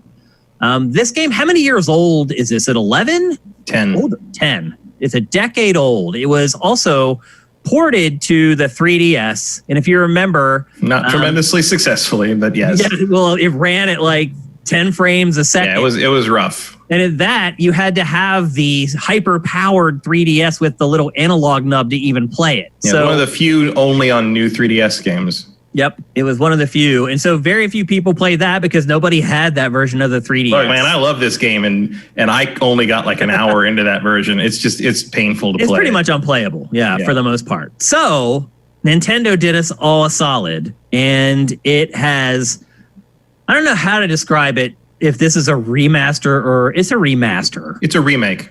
Is it a remake? 100%. They remade the whole game in the Xenoblade Chronicles 2 engine. Did they? Yeah, okay. That's what this is the Xenoblade Chronicles 2 engine. So that's why all the character models are different. All the landscapes are the same but different. Like they rebuilt the entire game in the new engine. Okay, so this is a remake then. This isn't just a remaster. They didn't change anything that I can. Well, they really did. See. They changed some stuff. Prologue now. They've changed a lot of stuff. There's actually. an epilogue. The prologue's the same, but that's a separate thing you have to pick from the menu. Yeah, and they tell you to wait till you finish it before you jump in. The main game is pretty much the same right down to the animation choices. Although the facial animation is much better in this. Because menus way better. Yeah, they improved a lot of that. They improved a lot of the quest tracking. It's a more playable game now. Oh my gosh. It's like, to me, it's like night and day. And one thing we should say before we start discussing this in depth is that Xenoblade Chronicles was one of the highest reviewed games on the Wii. It was top 5 easily. And it was only in the top 5 because you had games like Super Mario Galaxy and Super Mario Galaxy 2 that are in there with it. So it was reviewed extremely highly. So, and I did play it back then. I think I actually played the European version. Yeah, I imported the European version. Yeah, and you can tell that this game was localized in Europe because the text says like whilst and like it's very British, and all the voice actors are British stage actors, which is nice because you haven't heard them before 1,000 times. Yeah, for sure. And so I did play it back then, and it was a gigantic game then. It's a gigantic game now, and I had forgotten how good this game is. Not completely, because I did remember it was one of the best games on Wii. I remembered certain key plot points from it, but a lot of it I had completely forgotten, and I have been completely blown away by this game. This game is freaking amazing. Yeah. It deserves every accolade it has ever received. And I will say this too, this remake is great. They did it looks way better than I ever thought it was going to. Like it's actually titled correctly. It is the definitive edition. It absolutely is. And I had forgotten how cinematic the game was. Like I didn't remember the original having as many cinematics and cutscenes and voice acting as it has. And all the cutscenes, very well directed, very well shot. I will say this: very little wasted space. Like that's one of the things that I keep like coming back to playing this after playing Final Fantasy VII Remake. Yeah. There's no weird pausing. There's no weird grunting. There's no weird the conversations don't last 5 lines longer than they should because everybody feels the need to restate what was already said in the scene over and over again, like they do in Final Fantasy VII and Square stuff. Like. It's just they get the information across. It's a normal human conversation. Nobody goes, oh, over and over, and like they just fucking get on with it. Like it's this great. game is so much better than the Final Fantasy VII remake. It's like they're just different classes. Well, this is, I mean, I think Xenoblade, even before this, I think Xenoblade Chronicles 1 is one of the best JRPGs ever made. It would make my top 25 of all time list easily. It's this is, I've been waiting for this for months. It's, the one upside of the quarantine being extended into June was like, well, at least I can play Xenoblade in a couple of weeks. And I've really been enjoying it. I played this game twice fully before. I played it on the Wii when it came out, and I played it on Dolphin emulator. I think this is better. I know people are saying that it's better to play it on Dolphin even than the remake, because on Dolphin it's like you can get 4K and like 60 frames per second and stuff, and that's true, but it still don't look this good. Like you don't have the redone character models and the redone facial animation. This is a better experience, I think. It's amazing. It's a great game. And the streamlining of the menus, like and the quest stuff, and the how quality of life stuff is so all that stuff is great, to the point that I am comfortable finally telling people that don't play a lot of games like this, you need to play this game. Yep. Because one thing I do remember about the first game is at a certain point I stepped away from it for a few days, and then I went back to it, and I felt completely lost. Where am I? I was like, where am I supposed to go? What am I? And like just and there's no hints, and there's and now this one all you do is pull the right trigger, and it pops up the main quest and your whatever side quest you're on and tells you exactly what you need to do, and it's great. Yep, and everything about this game is great. The story is freaking amazing. Mm-hmm. Like I had forgotten how good it was. The writing in this is really good. Even after I had played it years and years ago, I still had forgotten about one of the plot twists and was like blown away again by the plot twist. Like, it's nobody in the game is sacred. Anybody can die. It's just amazing. The combat. Let's talk about the combat, because there's really no game like it, to be honest with you. Can you think of another game that plays this way? Well, I mean, Xenoblade 2. Well, yeah, but like, I mean, it's somewhat derived from Final Fantasy 12. Is it? Yeah, the kind of the MMO style, like semi-real time auto attacking combat. Like, it's not super far off that, but this is a more direct interaction in the sense of like, being to the side and being behind the enemies does different damage depending on what your moves are, and like trying to, it's just like Xenoblade 2 Chronicles 2 in the sense that you're trying to combine moves that do the break, and then you can topple them, and then you daze them, and you try and like synergize everybody's special moves to like get an advantage over the enemy. I think the thing that this game does better than Xenoblade Chronicles 2 is Xenoblade Chronicles 2's battles last for frickin' ever.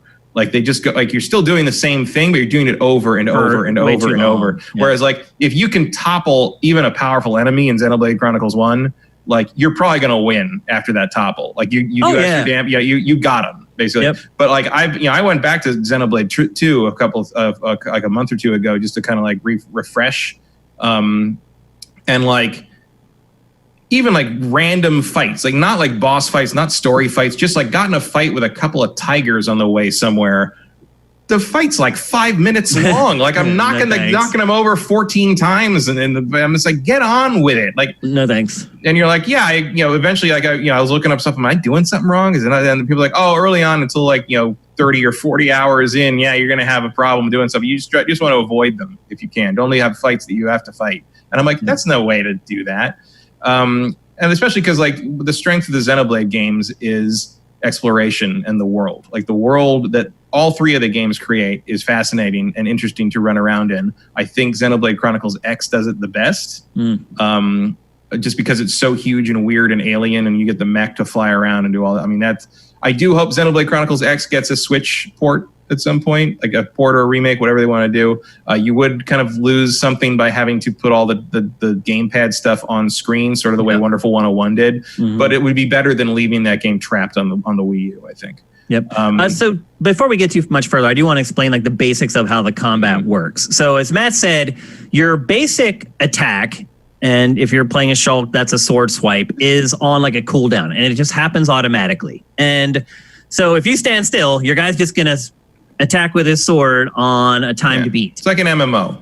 Yeah, a little bit. Warcraft. And then while you're waiting for that cooldown, you can strafe around the enemies because it also, as Matt said, different attacks have more power based upon your orientation to the enemy. So if you attack from behind, you'll get bonus damage, or some of them, if you attack from the side, you get bonus. Some, if you attack from the front, you get bonus damage. So the positioning is very important. And then along the bottom of the screen, you have like a list of all your attacks, and they're called arts. And basically all you're doing during combat, I don't even look at the screen a lot of the times when I'm in combat in this game, to be perfectly honest, because what you're doing is you're selecting your attacks from the bottom. And as Matt said, the order matters because you're trying to essentially disable the enemy and quote unquote knock them down. And there's a couple different ways that you can do that. And it's more likely to do that if you are using your attacks in smart order. Another thing that you may want to do is if you have like one art that buffs your attacks, you probably want to fire that off before you select your attack that does the most damage. So after you've toppled somebody, you want to select that one that buffs your attack, then choose your biggest attack, massive damage. And it goes deeper than that because you can start chaining your attacks with your teammates. So there's a big thing in the center at the bottom of the screen. And typically that tells you when you can use your special sword that works especially well on mechanical enemies. And I'm trying not to spoil any of the plot. But also, that is also the same space that tells you when you're ready to do a chain attack. So you can cycle down, get to that, hit A, and then you start selecting attacks from each individual member of your party. And if you choose the same orientation or the same colors, then they get there's so many layers to this game. But I would say this. I have never really had to use positional combat. I've made it through the whole game just attacking every enemy dead on. I could probably do it faster if I bothered to go to the side for the attack that does better on the side or go behind. But the game in general is really easy. Would you agree with that, Matt? It depends on what you're attacking and what you're fighting. Like in general, if you stick to the main story or you stick to kind of the beaten path and don't attack the level 80 guy that's wandering around the open field, yeah, you're not going to run into too many problems. I think some of the bosses get a little more challenging once you get into the realm. Once they unlock the time vision thing. Yeah. Where like because one of the features of the sword that Shulk uses, the Minato, which is a kind of the amazing magic sword that is rumored to be the sword that the Bionis, the big god of bio life, used to destroy the Mechonis. Takes place on a Titan. So the whole game, you're actually on this gigantic creature, and the quest is to go from the bottom of the creature up to its head. And well, you got to get over to the Mechonis because there's two creatures that like there's a Bionis and Mechonis. One's like made of biomaterial. The other is a mechanical thing, and the mechanical creatures from the Mechonis are invading your Bionis, your Titan. And so you're kind of going up. The initial thing is to go up there, up to the knee. I mean, they all know what they live on. Like they're all saying, like, we'll go up to the Bionis. Live on the leg. And they go up, and like eventually you got to get to where the big fight happened like a year ago, which was on like the Mechonis' sword is stuck in the Bionis' like torso. Yeah. And so that's like a bridge between the two, and that's where a lot of the fighting happens in the war between the Mechonis and the people who live in the Bionis, the Mechons. Yeah. And Shulk's sword is like the only thing that can defeat the Mechons, basically. That's what I was hinting at earlier. But that's what he's after.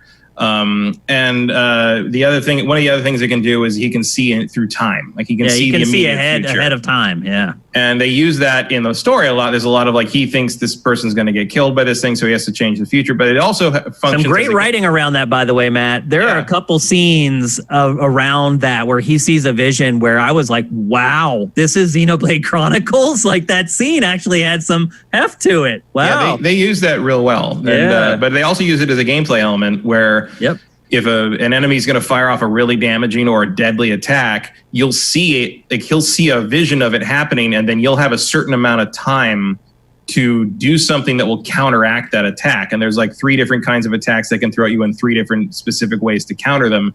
And so that kind of leaves you, and like, or you can go over and warn the person that's going to get hit by it, and then you can you take control of them and can like kind of pick. Move So them you out have of to, the way, yeah. so you have to either move them out of the way or know that they have a move that could defeat that, and when like Shulk doesn't, that kind of thing. Or you can So take control of Shulk and just pile on damage on the enemy so that it interrupts the attack. You can do that with certain attacks, yeah. So there is a paper, rock, scissors element to kind of how you get out of those situations, and that only really happens with more powerful enemies and bosses. So like, but it is a way to kind of like.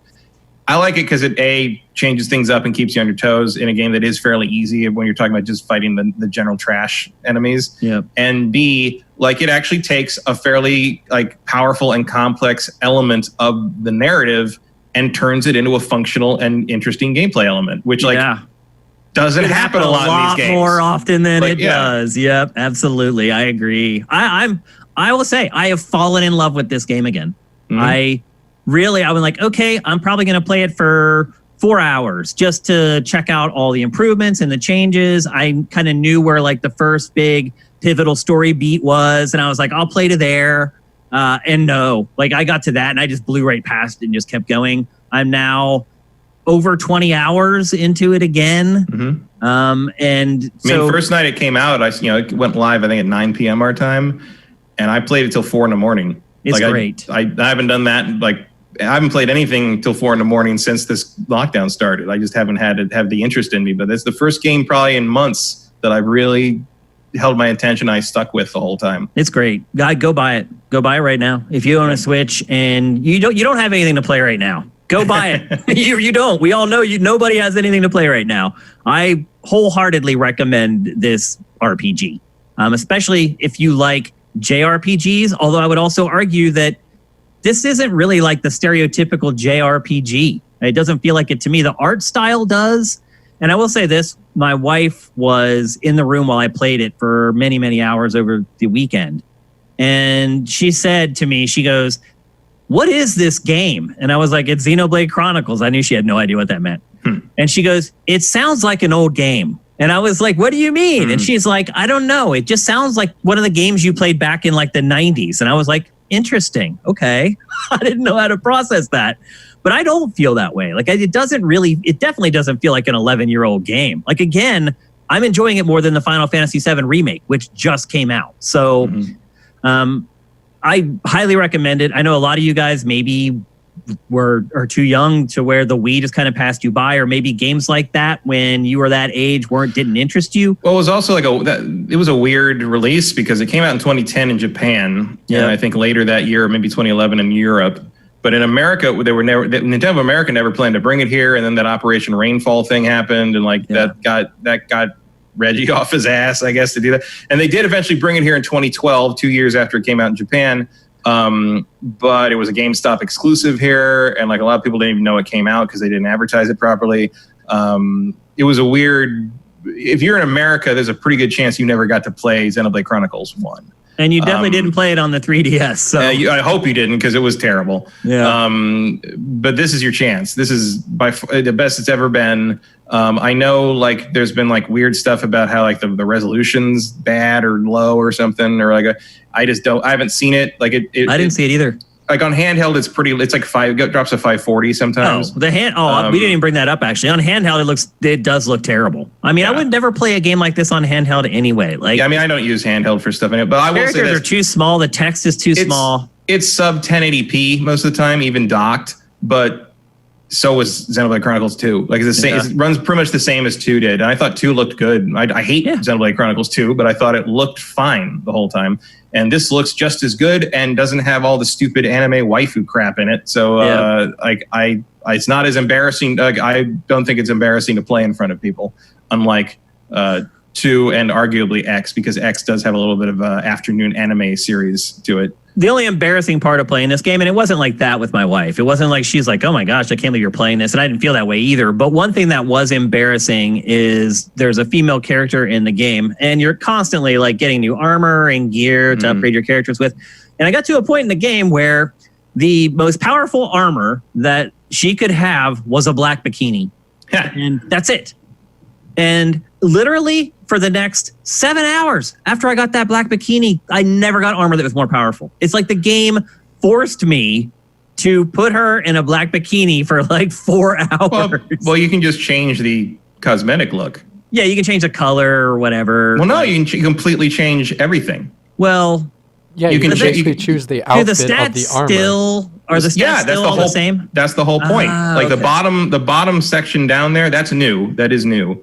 The bottom section down there, where like you can change the cosmetics, it literally has every single piece of armor you've ever picked up in the game. You can switch them to visually look like that whenever you want. I wasn't aware of that. Well, I mean, there's a lot of other people in a black bikini for 5 hours. There's a lot of other people that just put her in that black bikini as cosmetically forever. You know, there's people who are the opposite of us. That's true. But yes, there was a period where I'm like, I didn't use that too much because I do in games. I do like to use more or less the visual of the armor I have equipped. But at a certain point, I'm like, you know what? I'm going to give everyone pants. Like, because I hit that part not just with her, but with Ryan. Like Ryan, basically, his best armor I had for a while was like basically a Speedo. And I'm like, you know what? Everybody needs to be wearing pants. It's not that warm out.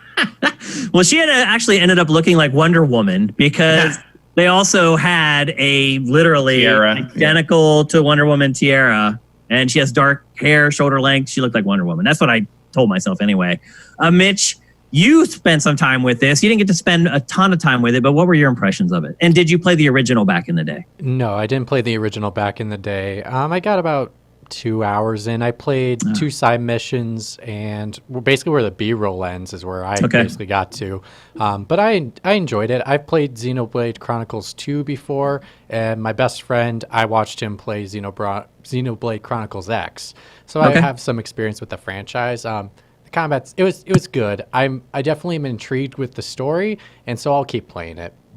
So Erebus Jones asked, if you only have a Switch Lite, is it worth getting? I would say no. I would agree with that. I do not play a lot of Switch games in handheld mode in general. I do use it. Like for Pokemon, I played the bulk of that game actually in handheld mode. Some games I do. But for action games, anything that has like a lot of text on screen that you need to read, I generally stay away from it. So in this game in particular, there's lots of text, lots of menus, lots of the I mean, if you only play Switch Lite, you might not notice. That's true, actually. You may just be used to it. For me, I would never play it in handheld mode. But. Like, it's not ideal. I guess on the other hand, like if you have never played it before, you should play it. Yes. Like if you got a Switch Lite, like you should probably still play it. You'd be ready for like some squinting at the text and stuff and some of the menus, but I think it's worth putting up with that to play the game. The other thing I would say too... I'll reverse my position. I think it is still worth it. It's just not ideal. The other thing I would say too is that the combat, as I was saying earlier, like you don't really even need to watch it, to be honest with you. Like when I'm in combat, I just look at the row of my attacks at the bottom and I'm just waiting for the cooldowns to finish and just ding, ding, ding, bing, ding, ding, like ding, I said, bing, it's an MMO. Ding, bing, yeah. That's how MMO combat. I know you don't play MMOs much, but like that is basically the combat in this is basically an MMO with single player, like down to like you got a tank and Ryan is drawing aggro and Shulk's hitting from behind for extra damage and you don't want to hit them too much or they'll turn around and attack Shulk, and it's really very MMO, just like Final Fantasy 12 was. The other thing we should add is this game, and we're not exaggerating, is like 100 hours long. Yeah, it's big. I have played 20 hours, and having played it before and knowing where I am, I'm not even 30% into the game. So you get your money's worth. Oh, yeah. Sure. And then, as we said earlier, they do add on a little extra section of the game that you're supposed to play after you finish the main campaign. I don't know if a lot of people are going to want to go back for more after 100 hours, but if you do, it's there. So it is a really, really good value and a really, really good game. The side quests also, I would argue, aren't completely inane and stupid. The other thing I like about it is that you can take as many side quests as you want, and then they all just pile up, and then you just totally subconsciously, accidentally complete quests throughout the whole game. You'll meet somebody, and you'll realize, oh my gosh, I got that quest from you like 8 hours ago, and here you are, and here's those things that you asked for. Please take them and give me my XP. They also added a thing where, like, because there's tons of items to pick up, just like around the world, there's all these kind of weird little bugs and plants and things. And sometimes you need them later for a quest to turn in. And in the original game, that was a problem because it just meant you couldn't sell anything because you didn't know what you're going to need later. This version, the definitive edition, adds a way for Shulk to, if you pick up something you might need for a quest later, like the game will give you like a flash forward of needing them for the quest, so you know not to sell them. Yep. It'll show a little cutscene actually of them being like, "I needed one of these." So there really is a lot of quality of life improvement. I may be wrong. It's been a long time since I think 5 years since I played it like fully on Dolphin. But like, if I remember correctly, you couldn't, like, if you get tons of side quests in this one, and you go to an area where like a bunch of the side quest objectives are, the mini map and the main map will show you exclamation points for all the things you need to do. If I recall correctly, in the original version, you only saw the exclamation point for the quest you had active. Yeah. So you could be surrounded by stuff you needed to do and have no idea. So this game is much better about that. Yep. It's better in every way. I wholeheartedly recommend it. I don't think you're going to regret buying it if you like RPGs. And if you don't play a lot of MMOs like me, the combat will seem really fresh to you. I did not pick up on that, though. And I have played MMOs. But now in hindsight, I can kind of understand where you're coming from with that. No, it's very, it just feels like things are... much. I haven't played a lot of recent MMOs, so maybe times it has changed. And I haven't played deep into any MMO. I mean, ever. it's not like EverQuest, but it is like it's basically what Warcraft became, World of Warcraft became, and like kind of the standard MMO model is exactly what you're describing. Tank and spank is what they call it. Like, you're just looking at your bar, you know your rotation of abilities, you're waiting for those cooldowns to hit so you can hit the thing again and move on to the next one. Like, that's entirely what MMO gameplay is. Yeah, I know. So. But do MMOs like link stuff together the way this game does? Where they do. Where like, you select in a specific order, you'll get more damage and stuff like that. Yeah, with your own abilities and sometimes with party member abilities. Yeah, like, people. That's what the whole party dynamic is about. Like, you guys set them up. Then you hit them with the AoE, then some, more dots. Enough dots, that kind of thing. Yeah. So it's very much an adaptation of that, except, you can play the single player, and it feels a little more visceral to me in this game because, it's not as stilted as the average MMO is. It feels like you're really combat in this game. You don't feel disconnected from it. Yeah. Yeah, and that's the advantage of having it be single player and having it all take place offline, is you don't have to deal with matching everybody up so you're all seeing the same thing. You just latency and all make that. it work. But it was kind of a trend then. Like, there was sort of an experimentation in that direction in Japan, especially, of like, oh, maybe we could do MMO style combat in single player games. And it didn't really go anywhere because MMO style combat isn't generally very fun.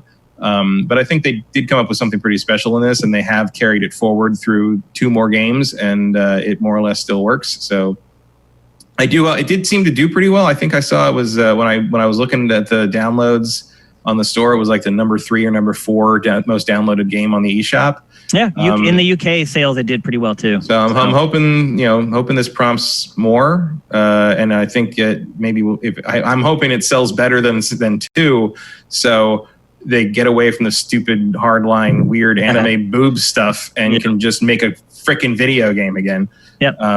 Because this game, I think, is head and shoulders the best in the series. Especially I'd agree now. with that. Yep, I definitely agree with that. And it's the first. It's supposed to get better as time goes on. That's not usually how that works, but here we are. It's really weird. So anyway, that's Xenoblade Chronicles Definitive Edition for Switch. That's 2 thumbs up from Matt and I. I think if Mitch had a little more time to play, he'd probably pile on with us. It's worth full price. You're going to get your money's worth. Great RPG. If you love RPGs, don't miss it. Up next, we're going to talk about Hideo Kojima. We're now in the honeymoon period after Death Stranding. The PC version has been announced, leaked, and then announced, and it's coming up soon. And this week, a publication called Live Door News, oddly enough, managed to snag an interview with Hideo Kojima. And they asked him some really good questions, honestly, and stuff that people really want to know about what's going on with him. So probably the first thing that I should bring up is that Death Stranding has broken even. It has made back all its development costs with the PC version still left to go. So the assumption is that the PC version will just be all straight profit for Sony once that version comes out. First of all, Matt, I don't think you'd be surprised that it broke even, but are you surprised that it had to be asked if it broke even? I mean, not really. Like, that was probably a humbling question for him to get. True. One that I think he may have never got in his life.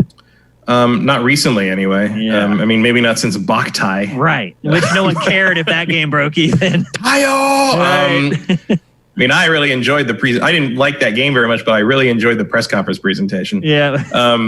We had a good time that day. I remember that. We did.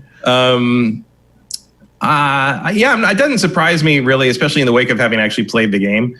Because I do believe fairly strongly that a lot of the sales of Metal Gear Solid, the last few entries, were riding on the fact that it was Metal Gear Solid, and not that it was like something that people really desperately wanted to play in their millions. Also because like his stuff doesn't sell like Spider-Man or Last of Us. Oh no, it never. It sells Dark Souls numbers, which used to be crazy huge, but it's not anymore.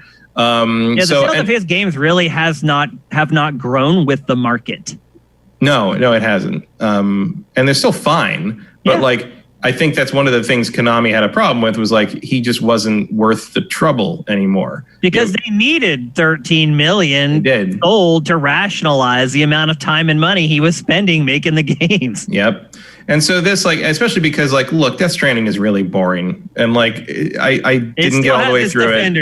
It does have its defenders, but like, and I get that there's sort of an aesthetic element to it. And like, it's not like it wasn't oddly hypnotic to wander across the landscape and deliver boxes to people. Yeah, it had its charm, for sure.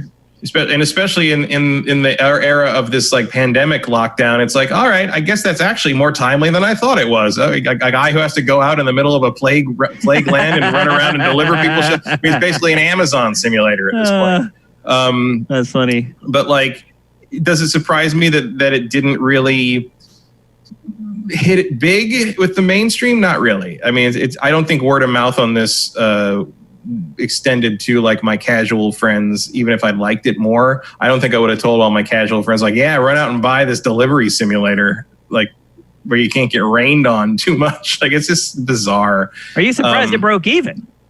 A little bit, yeah. Like I thought maybe it would sell. I mean, I know Kojima has some cachet in the hardcore realm, so it had some momentum there, or some inertia at least. I guess I'm surprised it broke even, not in the sense that it sold as much as it did, but I'm a little surprised that Kojima didn't spend more than I thought he did. Well, he also got the game done in a decent amount of time. That's true. The biggest cost in game development is paying people to be there and work on it. So the shorter you take, the more money you save. That's true. Yeah, I mean, I'm guessing the budget for Death Stranding was probably half of Metal Gear Solid 5. Yeah. I mean, I don't know what Metal Gear Solid 5's budget was, but I know how much they spent. Exactly. Those are two different things. Yeah, they are. And Metal Gear Solid 5 was the last straw, pretty much, for Konami because of how long that took. Yep. Death Stranding, I mean, look, it's not like Death Stranding feels like it didn't accomplish what he wanted to accomplish. So it surely proves, at the very least, even though I didn't really like the concept all that much, or the execution for that matter, I still think it's a solidly made game, so it proves that he can work on that normal schedule. Yep. I think overall the experience was probably good all around for everybody who, like Sony. You think for Sony it was? I think probably. I mean, Sony learned that they can work with Kojima and he can get this product done in a timely manner, and it worked. I mean, I don't think if I were Sony, I would be like, well, we're never going to work with you again. Like, he still churned out a quality product with the kind of a weird concept. But if I were Sony, I'd be kind of like, hey, what if you did that again, but maybe a little more conventional idea this time? Like maybe. Now, Matt, here's an added wrinkle to all of that. And that is that in that same interview, Kojima shared that his next project was just canceled and that he has to go back to the drawing board for his next game. Oh, well, maybe Sony did change their mind then. Do you think that canceled game was Death Stranding 2? Maybe. I don't know where else you go with that, though. You know what I mean? Like, how do you make a sequel to that? Like, I don't want to play it again. So you set it in Europe and have then you get the guy who played Rick in Walking Dead to be in it this time. Like, I don't know. Like, it's kind of a one-shot pony. Really. Yeah, I don't feel like there was more to say there. Yeah. It didn't feel like you could create a universe. Yeah, maybe. Or maybe it was something original although if he had something original, I mean, the only thing that he would have to start over from scratch with is if the original idea he was working on for Sony was owned by Sony, which doesn't sound like something Kojima would agree to. Yeah. But he did say that they do have the money for their next project, and that, once the PC version of Death Stranding comes out, it should make some money. And then the final thing that he said was all the rumors swirling around about him or PlayStation working on old Konami properties are not true. Mm-hmm. Which we've heard that from Konami. Now we've heard it from him.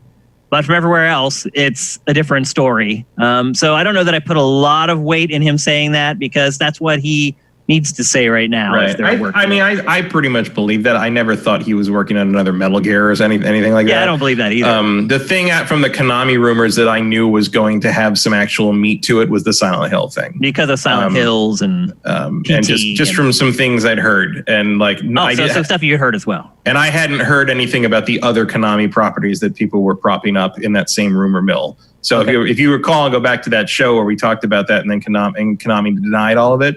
You were like, Castlevania? I'm like, yeah. Is it Metal Gear? Yeah, it's not Metal Gear. Silent Hill?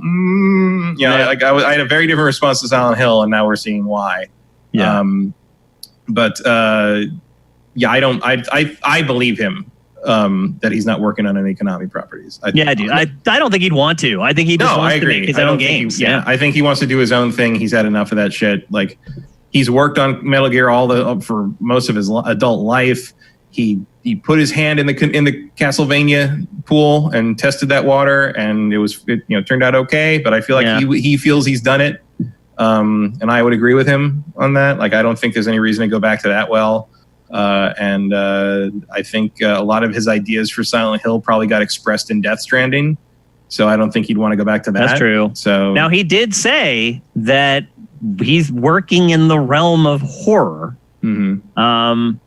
That certainly is Silent Hill. I guess we'll see if Norman Reedus shows up again, because clearly that was something they talked about. Then we will know. Norman Reedus wants to put himself through that again, rather, I guess I should say. Like, look, I'm glad that they made Death Stranding. I'm glad that there's a game like that out there. I think it helps expand the art form and helps other developers think about things in interesting ways. I think it helps players have a different perspective on the games that they play. I mean, I'm glad they did it, just because it seems to have done a lot of work to improve the Guerrilla engine. Yeah, so it will make Horizon Zero Dawn 2 better. So, good point. Which is all I really care about. So So I would prefer that move away from Death Stranding, stay away from Konami, come up with something new, but something better, something that's going to appeal to a wider group of people. And that seems to be Kojima's problem, is that he's a cool guy. He's a little bit of a strange guy. He has really good taste, but like a lot of people with really good taste, they forget that everybody else doesn't have really good taste. But also, I would argue he doesn't have particularly good taste, but for what? For movies, for one thing. Like, if you desperately want to be a film director, and you're like, your director you hold up as your epitome of what you want to be is John Carpenter, I feel like you might be aiming a little low. I guess it depends on when you're talking about John Carpenter. Yeah, you're talking about The Thing. That's Exactly. different. But if you're talking about Escape from New York, that movie blows. And I think he is talking about Escape from New York. Probably is. Yeah, mostly. That's where Metal Gear came from, right? That's where Snake comes from. Yeah. So my challenge for Kojima would basically be, I want you to make a new project, horror, whatever you want. Cool. No military hardware. And no John Carpenter references. Yeah, there you go. Go. Recipe for a hit. Like, I know he loves his freaking airsoft gun replicas, but like, you have got to branch out. Dude. Like I can't express how disappointed I was when Mads Mikkelsen's character showed up in the Death Stranding preview stuff. I'm like, oh, okay, it's just another guy with guns and a tactical squad. But he's in a lake of fire, Matt. It's like, it's so repetitive and so the same. And it's like, you can't you can't continually show all this paramilitary shit and then try to pull like some kind of pacifist thing on me. Like it's like you spend all this time lovingly recreating all this military shit, and then you try to make everyone use like trank guns, or they get bad ratings and all that. Like, commit to the violence, dude. Like, it's what you're fetishizing. Just go for it. Well, that's what he's gonna do. His next game's a horror game, so yeah. I'm hoping that which means it probably won't be.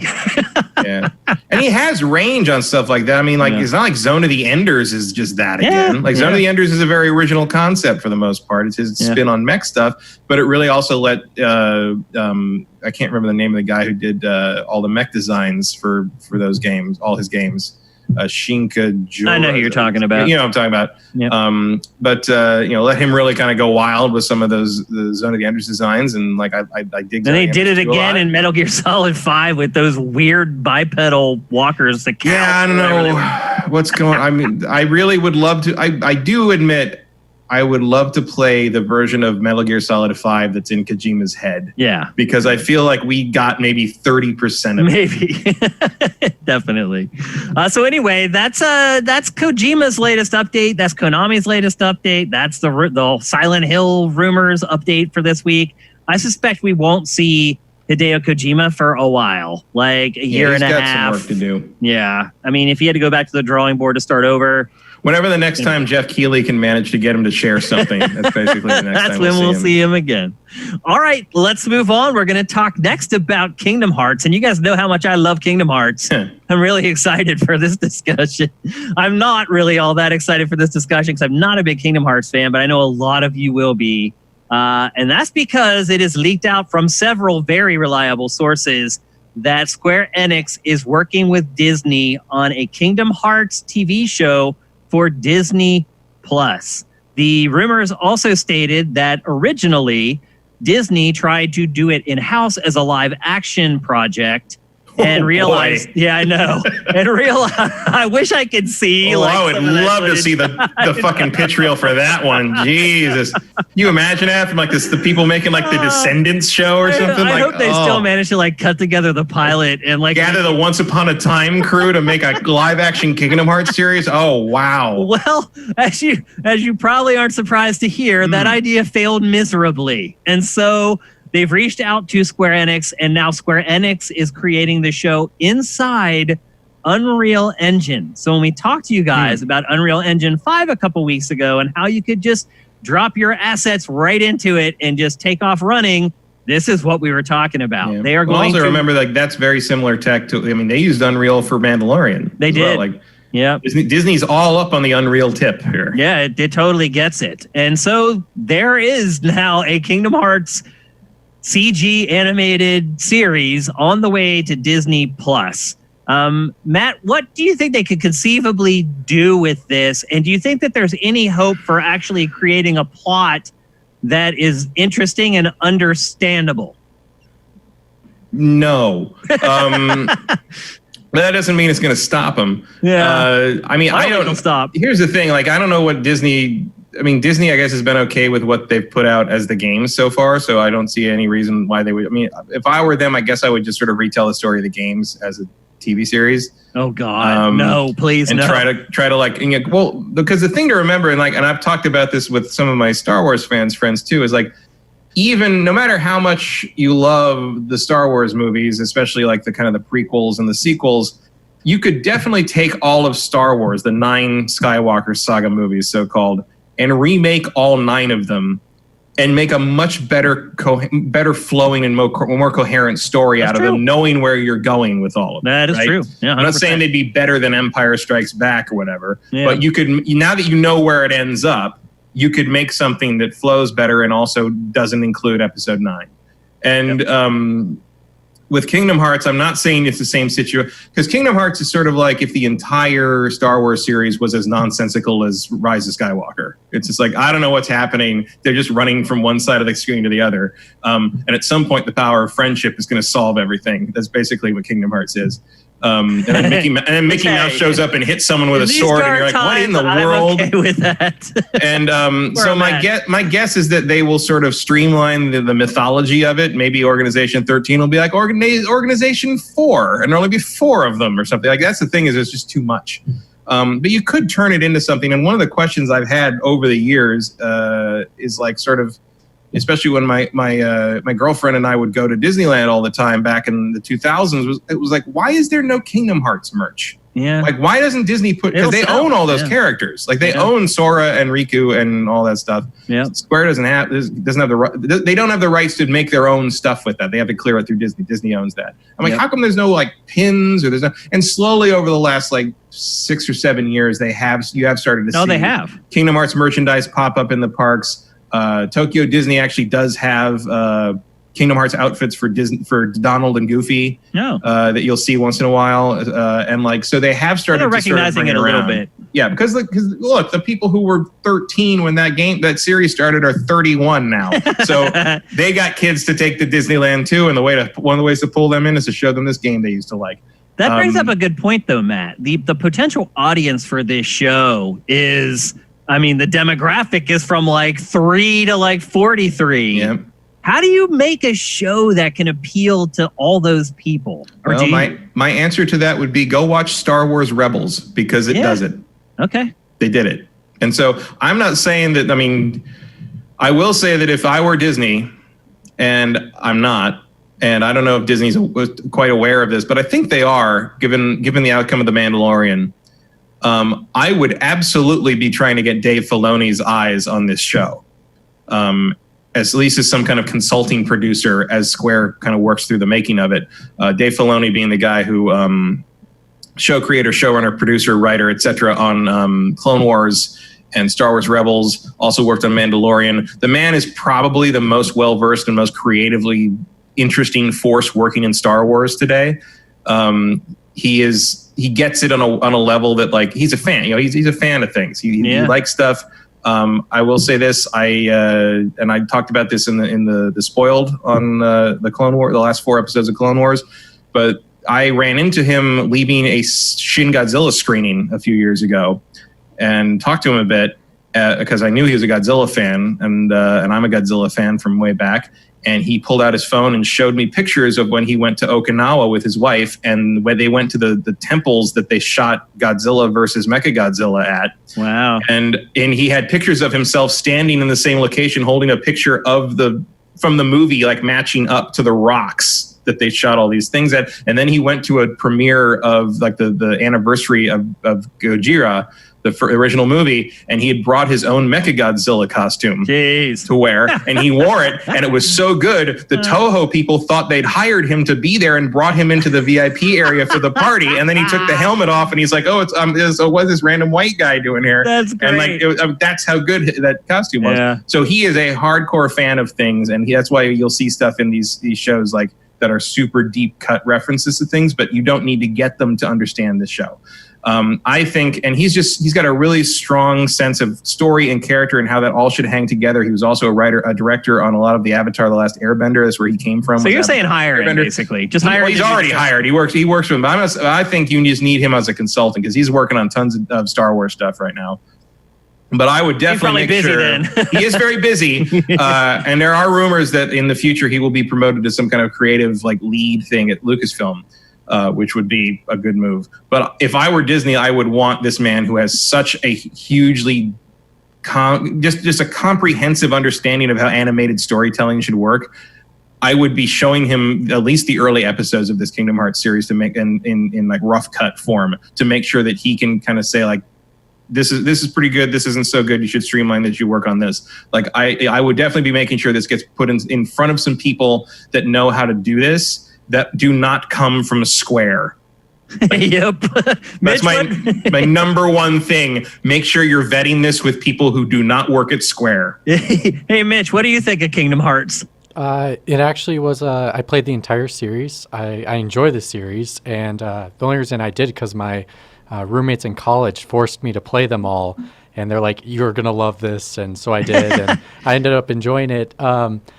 They wouldn't feed him until he played them. I mean, literally, he gave me his PSP so I could play Birth by Sleep. Like, that's how hardcore he was into this. So some would consider that an assault. But I would disagree slightly with Matt a bit. You know, I do love Dave Filoni, and I do think he does do a great mixture between adult and kid.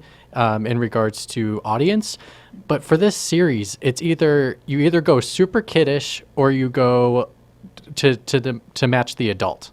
Like, I think that's just the only way to tackle it, because the lore is so deep in this series that you either got to really dumb it down or you really just got to go all in like you've gone before in the games.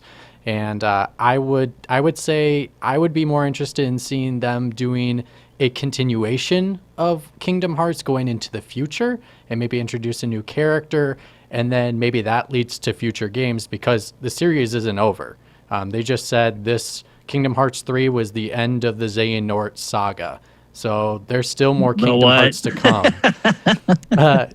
The bad guy you killed in the final act. Yeah, exactly. They have no idea what his name is. The bad guy who has been in the series that lasted so long, the original voice of the bad guy died and had to be replaced. And I still don't know what his name is, but I played all the games. But I do think overall, this series, I think the plot is just really badly structurally told, because everything is not, because the game itself, like the concepts in that, are extremely simple. They just find horrible ways of complicating it to say it to your face. And then you have to try to put 7 things together and realize, oh, it's a simple concept. You just totally confused me. You're just terrible at expressing yourself, which is pretty much Square Enix in a nutshell. It is. So I think it's doable. I would rather have them go the hardcore route or the super kiddie route. And also, I think that's kind of the fine line right now with Disney Plus, is you either going to go for the little kids or you're going for the adult that was a kid. Yeah, but I still don't think have you Disney have. Plus. I don't think you have to do that with Kingdom Hearts, because just like, first off, the lore isn't deep; it's just wide. And you just got to learn. You got to know where to cut it and where to include it. And I think that's a fair. Moving forward past the end of the game series, then you have to have the backstory of the game series in place somehow. And I don't know how you get that across in a reasonable amount of time. Filoni just knows how story works, and I think it would be good. He's serving the sort of opposite form of what he does in Star Wars, where he like pulls all this like old lore, and like, you know, he's brought a lot of old EU concepts in to like kind of make it work in the new canon. For me, Filoni would be like, just get your eyes on it as a story guy, and who doesn't necessarily know anything about Kingdom Hearts but is familiar with Japanese media. That's handy. And just look at this and tell us if it works or not, and like not necessarily give him control, but just like get his opinion and take that opinion seriously would be how I'd approach this. There might be other people in Disney that could also do that I don't know their names because they're not as famous as he is. But like, I think you really need Disney's eyes on this to make sure it plays like an actual normal TV series that you would expect to see on Disney Plus. Either I would aim to something similar to like what Voltron did on Netflix, like that kind of range, or maybe She-Ra. Square Enix being in control of this scares me to death. Yeah, I mean, it's a little disturbing. It honestly makes me have zero interest in it. To me, that was the worst part of Kingdom Hearts. Kingdom Hearts will have to prove, if they're going in-house with Square, you're gonna have to prove yourself very strongly to me, especially because like I can't remember why I was at something, or I was somewhere. I ended up seeing like most of Final Fantasy Spirits Within again. At some point in the last earlier this year, and I don't know why that happened. I was somewhere and it was playing and I was watching it. It's awful. Like I saw that in the theater and it was not good, but like it's bad. Like it's real bad. Like And then you're like, Kingdom they built Hearts a whole studio to make that. And built like a server farm in Hawaii to render it. Like Sakaguchi basically got fired over that. I know. He deserved it. He deserved it. If you spent that much money for that, you deserve to be fired. That's just the bottom line. I mean, let's be honest. It was a bad risk. My hopes are below zero for this TV show. I respect that some of you guys like Kingdom Hearts and maybe you love it and you're really excited about this. Definitely not my cup of tea.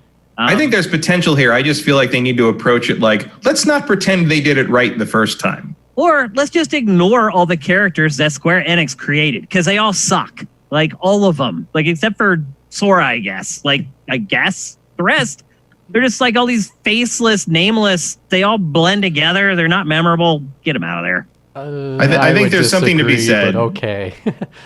All those characters at the end of Kingdom, they all look the same. They all look like some reject motorcycle gang. Like, seriously, all their names are stupid. They act stupid. It's awful.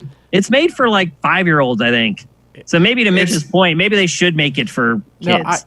I think in the end, I think that the details of this rumor may not be absolutely true. The source that I get my movie news from just said that it's only in development. They didn't confirm if it was going to be a TV show or a movie. So I'm going to hold the brakes a little bit on these. Details. I didn't say that either, though. I mean, I just said that they're working on a project or whatever. No, but like you were citing the source that came from it, saying that like Square Enix was having control of the project and that was going to be an Unreal. My source that I look at hasn't said anything like that. This source, by the way, is really good. I'm surprised that you aren't aware of the person who broke this news, because this person has broken a ton of crap, and like she was like, I've been sitting on this story for months, and other people are starting to talk about it, so I'm going to share what I know now.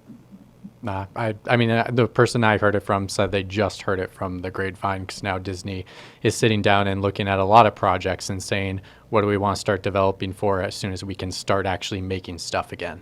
But I mean, you can accept that there are other people who may be better sources than this person you're talking about, right? Oh, absolutely. I just don't know. Okay, so don't close yourself off to everybody else. No, I'm just saying I just don't know the source, and I haven't looked at that exact story, so I don't know, and so that's why I'm pumping the brakes slightly until I look at it. Yeah, well, I vetted it. I vet everything before we bring it on the show. So to me, it was extremely reliable. The person had broken tons of stories before, and there was 5 other people after she tweeted her information that were like, she's right. So I don't know. I did my due diligence. That's all I can do. I mean, one way or the other, we're at least 2 years out from actually seeing this thing hit Disney Plus. Anyway, oh, at least it's Square Enix. I think there is it for 10 years. I think there is potential here. I think they just need to revamp how they approach it, because I don't think the game structure would lend itself very well to an animated series. The hook of Kingdom, you have to decide whether the hook of Kingdom Hearts is the nonsensical original character stories or the crossover with Disney Worlds. And I think for most people, the Disney Worlds are the draw, but the problem with the games has been, and you see this in all these story summaries of the games, that, especially when 3 came out and everyone's like, oh, you got to catch up on the story to understand what happens in 3. One thing you'll notice with even in the Brian Gilbert stuff, here's the intro, what happens to Sora and Riku and da-da-da-da.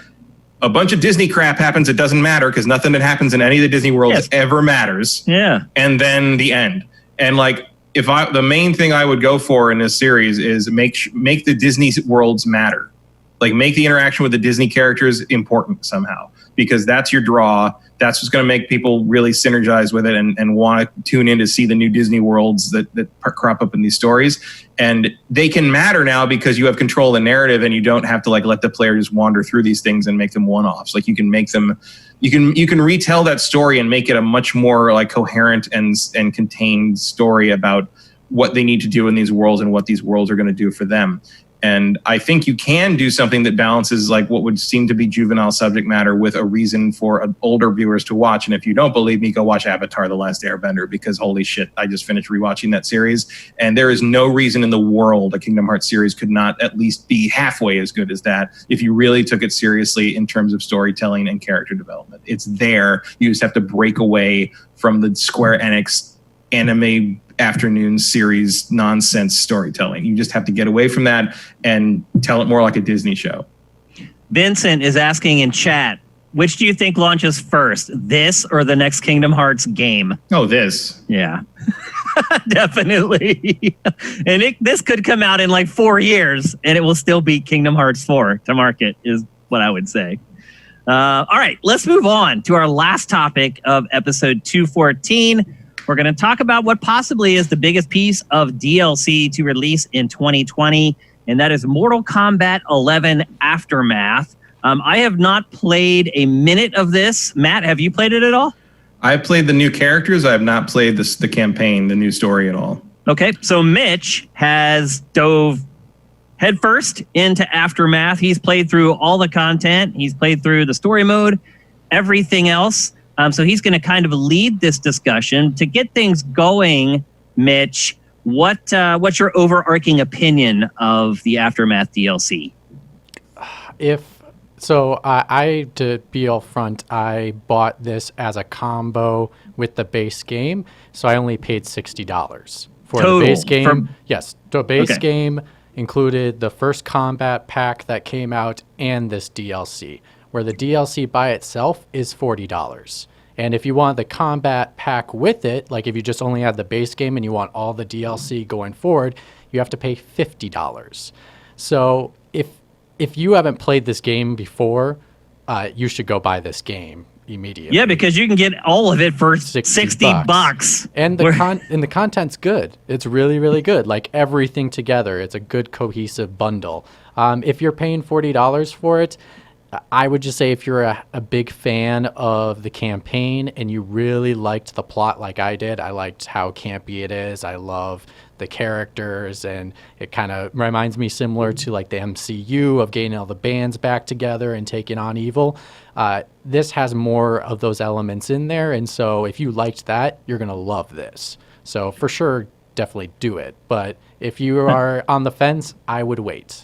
Now we're talking about the financial side of this, because with this game in particular, it's a huge deal because they have been charging insane amounts of money for DLC. How much was the first combat pack? Was that $40? That was $40. Yeah. So you buy the base game for 60. And look, if you bought Mortal Kombat 11 launch month, you're a fan. You're a fan of Mortal Kombat.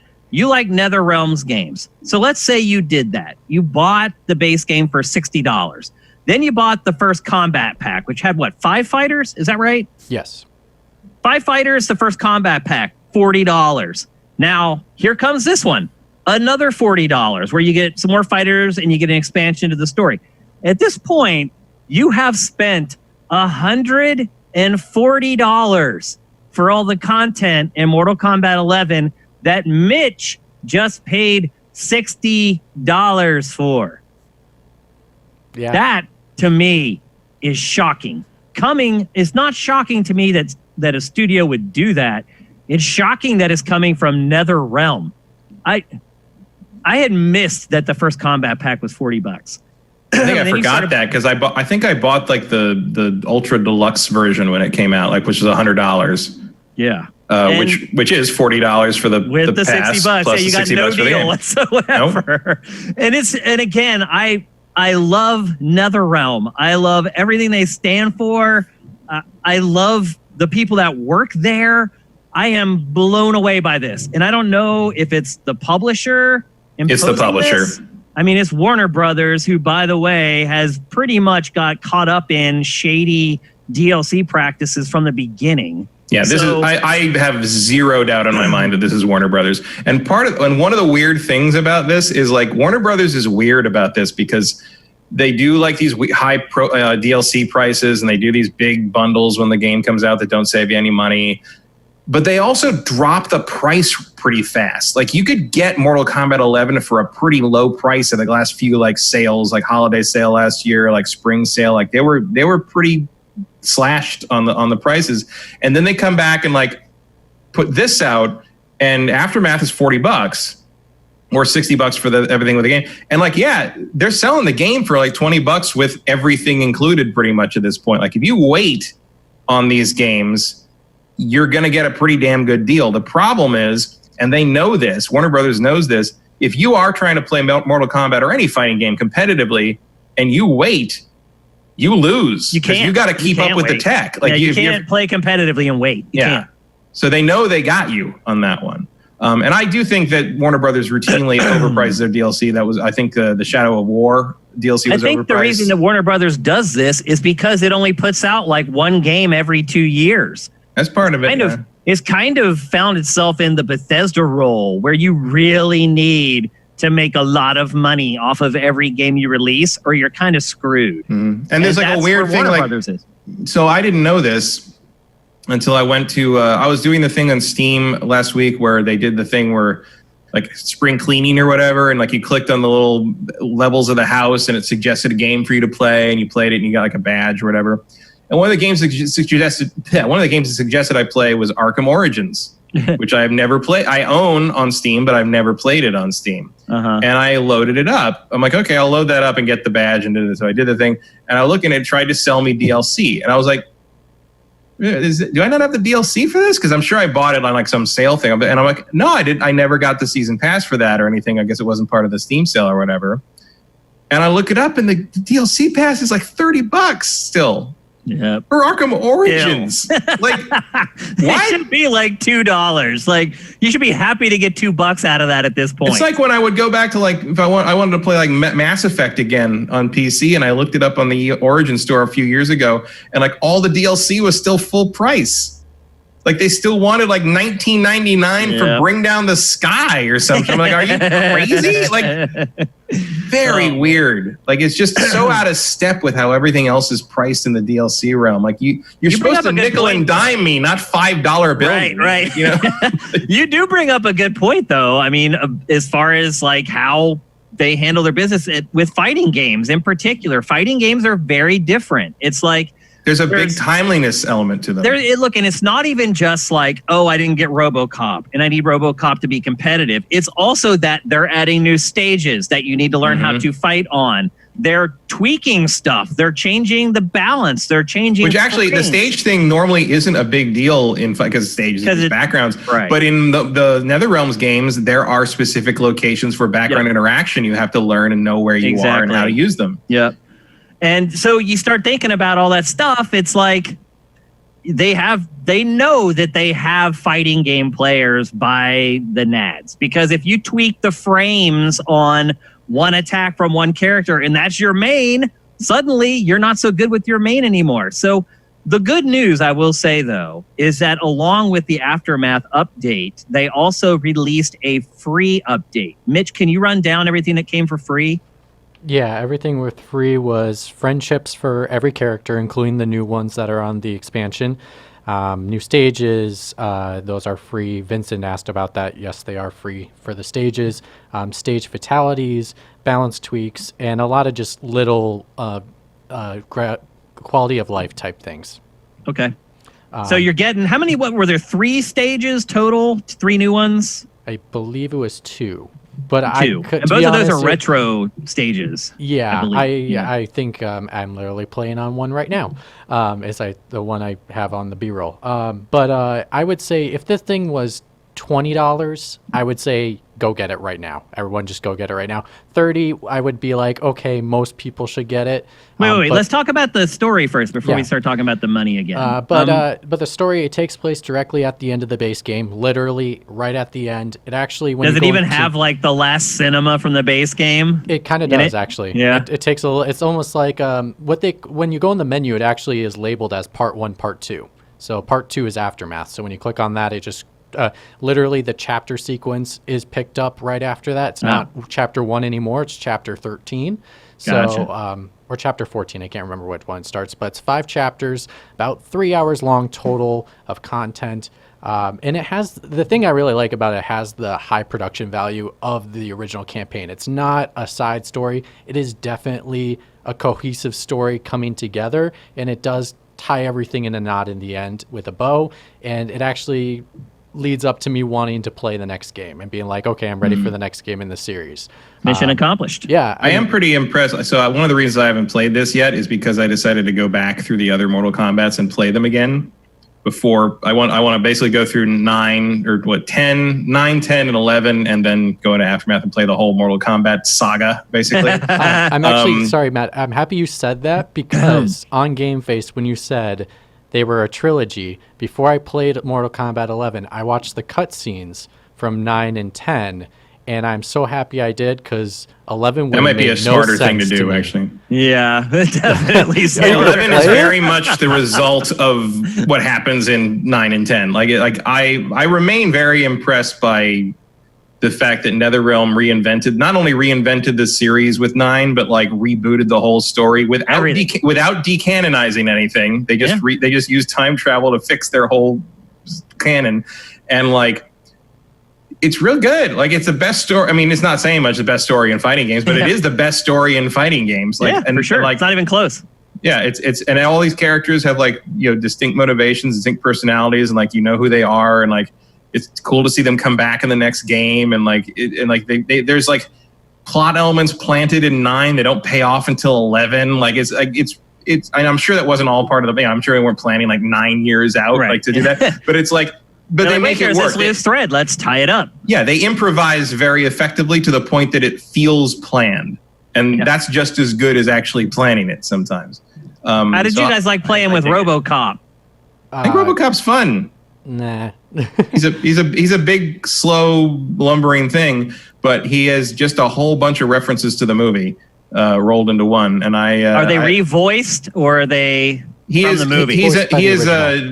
He's voiced by Peter Weller, but it's new recordings. Okay, so they didn't just sample the films; he re-recorded them. No, it's all new dialogue, and of course it has to be because one of the NetherRealm's trademarks is when the two fighters come out, they trade dialogue that is almost always specific to the other character. Right. That's right. Actually, that's one of the coolest things about this is it finally gives you the opportunity to, I always say the big 4 sci-fi R-rated movies of the 80s were Aliens, Terminator, RoboCop, and Predator. And Predator and Alien were in the last Mortal Kombat. Now you have Terminator and RoboCop. And it's actually Arnold Schwarzenegger and Peter Weller trash talking each other before the fucking fight. That's great. That is great. That is great. Like I know it's old Arnold, like from the Dark Fate movie, but it's awesome to see him come up and Arnold's just like, it's like, what model are you? And RoboCop's like, I'm a cop, Terminator, and he says, I am not subject to human law, and like it's just like it's fucking great. Like it's a cheap. It's not worth paying $40 for. Well, of course, some of it, but it's just like a cheap thrill. RoboCop's talking trash with the Joker. Like there's some neat shit in here, just in terms of like fanboying out on things. I will say with Matt, with the voice acting, that the voice actor Shang Tsung from the movie returns in this one, and he steals every scene. This DLC is mainly focused on Shang Tsung, and everyone knows him as a deceptive character, and they play on that so well that the facial animation with him is great. There are constant moments where not dialogue, just non-dialogue moments where just his facial expression sells the moment, and you're like, wow. I mean, it almost made everyone. Why did you not like RoboCop? I didn't like RoboCop because when he was too much of a distance character, and it's really hard to keep people at a distance. When he gets too close to people, he doesn't have much fluidity, and so it became really difficult to try to do combos. A lot of his combos have to do with coming from far away, and if you're going to get up close, you need to do a combo like boosting your jetpack to run into the opponent, and then you can pummel them because they're a little bit stunned. But if you're going to go in with a fist, it's not going to really work with RoboCop. But if you have Shiva. She was an old character, though. She is an old character, but she is with the DLC pack, and she is up close and personal. She gets in your face. She's big on grapples. I think she has like 5 different grappling moves that I've been able to figure out, and that's more than any character I've experienced so far with playing the game. And she just, I think people that are newer to the series might like her more because she has a little more fluidity with close combat. And then the last one, that character-wise, is Fujin, and he's a mixture of the two. He's a lot more flashier, excuse me, and I would say the biggest thing for him is his combos are a lot more complicated, but when you do them, they are so cool, and it makes you feel like a badass. So cost-benefit analysis. Exactly. So he's going to be the one that you're going to spend a lot of time trying to figure out, but it's definitely going to be worth it in the end. I'm trying to think of anything else for plot. I mean, that's basically the rundown is like RoboCop's a zoner, Shiva is a grappler, and Fujin is controlling space. Yep. He has some stuff that actually lets you push the character closer to you to like then start up something on it. You can like pull the character. Yeah, because he's the wind god, so he can like use the wind to like blow you towards him and stuff like that, and then knock you away. Like he's very good at like pulling you in and then knocking you out. Okay. And I'm also impressed by Fujin. He's not a new character, but all the stuff I think in this is new animation. I'm impressed by him because you can see how he fights similarly to Raiden, who is the lightning god. They're both elder gods. They're brothers. But he fights he fights differently, but you can tell that they're kind of from the same school. Like there's almost they're a family, brothers. Misha said. Yeah, there's a family resemblance in how they fight that I think is a nice little subtle touch that doesn't have to be there, but it is. Yeah. So Mitch, you said $20 is the most you would pay for this DLC? Yeah, I would probably pay more, $20 at most. But if you really, really love it, like I would have paid $40 for it personally because I really liked the story, and this story is just as good. And the 3 You don't hours feel of bad it, having spent No. $40 on it, For but you this also plot- hadn't already spent $100 on Right. it. If I already spent $100, I might be thinking about it. But You if might you've be a already little done salty, It, you're yeah. probably more willing to do it anyways because That's the thing, though. It's like once you're in for 100, that extra 40 maybe doesn't seem so bad. I mean, that's the psychology that these companies are playing off of. So it's dirty, but last thing we didn't mention was there are skins. So in this one, you do get a three skin packs. In the combat those matter. DLC, you got skins as well. Yep. Oh, and I guess there was a correction there that is not Arnold doing the voice in this. Okay. But he did do the voice in some other thing he was in as the Terminator recently. Oh, probably that Terminator game that just came out. It wasn't Terminator. It was Predator. That's what he did the voice. He did Dutch in the Predator game. I'm mixing up my 80s sci-fi nostalgic cash grabs. Yep. So it sounds like it's fine. If you're a hardcore MK player, you already bought it. So you don't even want to listen to us. If you're a casual player, I think all of us are struggling to tell you to spend a full $40 on it. I kind of wish they'd split it up and like it was like $20 for the story and $20 for the new characters. Yeah, but I think we would all agree that the deal that Mitch got, where you get both packs, the base game for $60, go buy it right now. If you don't have the game at all, it's a no-brainer. Now. Yeah, you're getting the deal of the century, and it'll definitely hold you over for a couple weeks until The Last of Us gets here, if you're not going to play Xenoblade Chronicles. So there you go. Mortal Kombat 11 Aftermath. I think it's the last DLC. I think there might... Yeah, I think there's got to be it, right? I mean, they didn't say anything about more characters, right? It's just these three. No. I mean, to my knowledge, to my research, I haven't seen anything of them reporting extra characters. There's been some data mining that has suggested there might still be other characters to come. Yeah, that's the only thing I've seen, but the story definitely ends. So there's nothing more to go on the story. Yep. Yeah. And the character select screen is nicely balanced now. So if they don't add any more, it won't look weird. But I don't know, if you're going to put this out, it feels like you've kind of revamped the game enough. You could stand to put a couple more characters in it later. Okay, time to move on to Q&A. Some of you guys have been queuing up questions in here for as soon as we started talking about MK, so great job.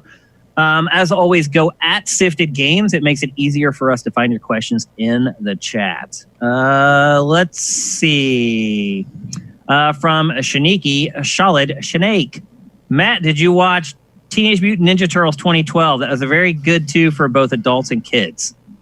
Yes, I think I did. If that was the Nickelodeon show, I did watch that, and that was good. Okay, I've never seen it. Gohan Rage, thank you for Twitch Prime. Wampler13, thank you for Twitch Prime. Furax75, thank you for Twitch Prime. You guys are all awesome. Let's see. Oh, here's another one from Sneaky. Are you deaf? LOL. No, we're not. Let's see. Commander Fett. Do you think game developers will change how they portray violence after the riots and protests in the United States? No. No. No. Nothing like that ever seems to affect how game developers, movie directors portray their art. And it shouldn't. They should make the art that they want to make. So yeah, the most I think you saw was like after 9/11. It was a couple of years before a building got destroyed. Yep. In a movie. And wasn't there a movie that actually had a plane like crashing into the building that they had to remove the scene from or something? There were a couple movies. Metal Gear Solid 2, right? Yeah, they did cut that out. There were a couple movies that like just removed the Twin Towers from the background. Yeah. Spider-Man got rid of that one trailer where he webs the guys in the helicopter up between the towers, that kind of thing. Yeah. But I mean, I don't think so. Like it's there might be a protest video game. Could be. I mean, State of Emergency 3 probably won't be coming anytime soon. I think maybe you might. More likely, I think you will see. You won't see a game whose premise is like a virus outbreak anytime soon. Yeah, after all the ones that were made already are released. Yeah, there's it's still not so like much. 6 of them that have to come out. Like somewhere, somebody's pulling all the Prototype 3 artwork off the wall because they're not making that anymore. Let's see. SJD Swanlin, a follow-up from last week. Did you get your TurboGrafx Mini? Any thoughts? I did. I played it a bit. It's fine. I like that it has a lot of games on it because you can switch between TurboGrafx and PC Engine, so it has both the American and Japanese libraries in there. There's weird splitting up between them, like the TurboGrafx side has Bonk 2 and Air Zonk, which was Bonk 3, and then only the PC Engine side has Bonk 1, which is bizarre to me. So there's some doubling up. Like there's some games on both sides, and there's some games only on one side, and there's no real pattern to that. I think it's missing a couple of key games, specifically Legendary Axe. Like Legendary Axe was like the flagship game of the early TurboGrafx, and not having it there is very weird to me. But overall, I mean, the emulation seems good. I remember all these games. None of them are particularly great. Like they're fun to me because like I have nostalgia for them because I had a TurboGrafx and my friend had a TurboGrafx and we played a lot of that, and one of my friends had a PC Engine, so we played some of those import things. But a lot of the games we used to like to play on those are missing from this. It's just weirdly incomplete, and it's also sort of like interesting to play some of those old like CD games because it does have the TurboGrafx CD and some Super CD titles on there, which is cool. But like, especially like Lords of Thunder really drives home. It's like, yeah, it was just a normal 16-bit game with like better music. Like that was really all that was. To me, that's what the TurboGrafx 16 was in a nutshell. I never did own one. I had a friend that had one, but even he like hardly ever played it. It just sat there. It's a system full of also rans, and I have a soft spot for it because I played a fair amount of it back in the day. But like, I mean, it kind of like shocks me that the thing exists at all, like that they made it at all, which is cool. And even to the point that like the TurboGrafx version, like you can actually take the back of the whole thing off the same way the old system did, and like that's how you plug the HDMI and the power into it and stuff. And like it's a cool little package, but like, I would say this. I would say it's the first one you want to, for the first micro console you want to collect, and it's the last micro console you want to play. Until that stupid Atari one comes out, that'd probably be. It's definitely not going to get as much play as the Genesis one has. Yeah. I will say that if you want to get it and like mod it to put other stuff on it, other games on it, like the fact you've got like a TurboGrafx CD emulator like right there to go, like that might not be a bad idea. But like, and I know that there are people already working on modding it, but like, if you don't have like a strong sense of nostalgia for that system, don't even try it. Like it's not going to change your mind or convince you about anything. There's some weird additions in there, like which are charming, but also sort of not something you'll play more than 5 minutes. I mean, there's a pretty good version of Ninja Gaiden 1 in there, in the Japanese side, which like I'd never played before. I'd heard about it. There was like back in the day, there was a whole thing. It was like, oh, Ninja Gaiden on the NES is okay, but the PC Engine version is really the best one. And like I play, it's like it's the same fucking game. Yeah. Like, just a little less pixelated. Yeah, there's some little goofy thing about it.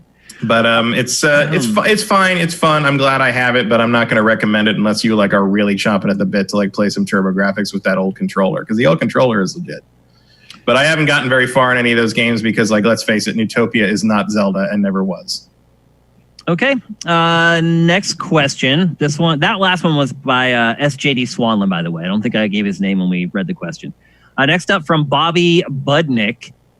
What game are you hoping will be at the Future Game Show this weekend? So that is one of those replacement E3 events. It's being put on by Future Publishing. Future Publishing owns like Eurogamer, US Gamer, a couple other outlets. Games Radar, I believe it owns.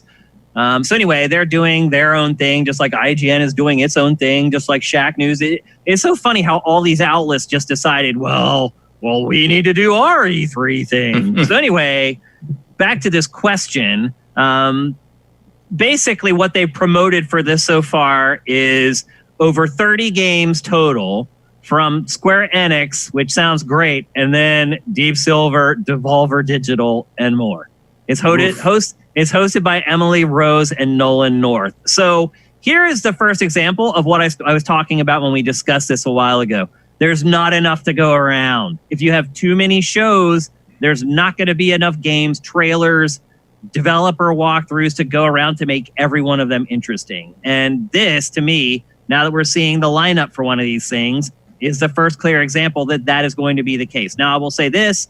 I guarantee you IGN has much better stuff. It's going to have better stuff. It's got more viewers, more uniques, more impressions. Publishers are going to give them the big stuff. So don't look at what Future is offering as a sign of what we're going to get from all the rest of the events, including Keighley's Summer Game Fest. This is just Future. And I would say if I'm saying, okay, what game do we want to see? What's the Square Enix game that you're excited for the most? Fill in the blank with that, and I think that's your answer. Well, I think also because Nolan North is being there, he's in Avengers. So there is a potential that Avengers might be there.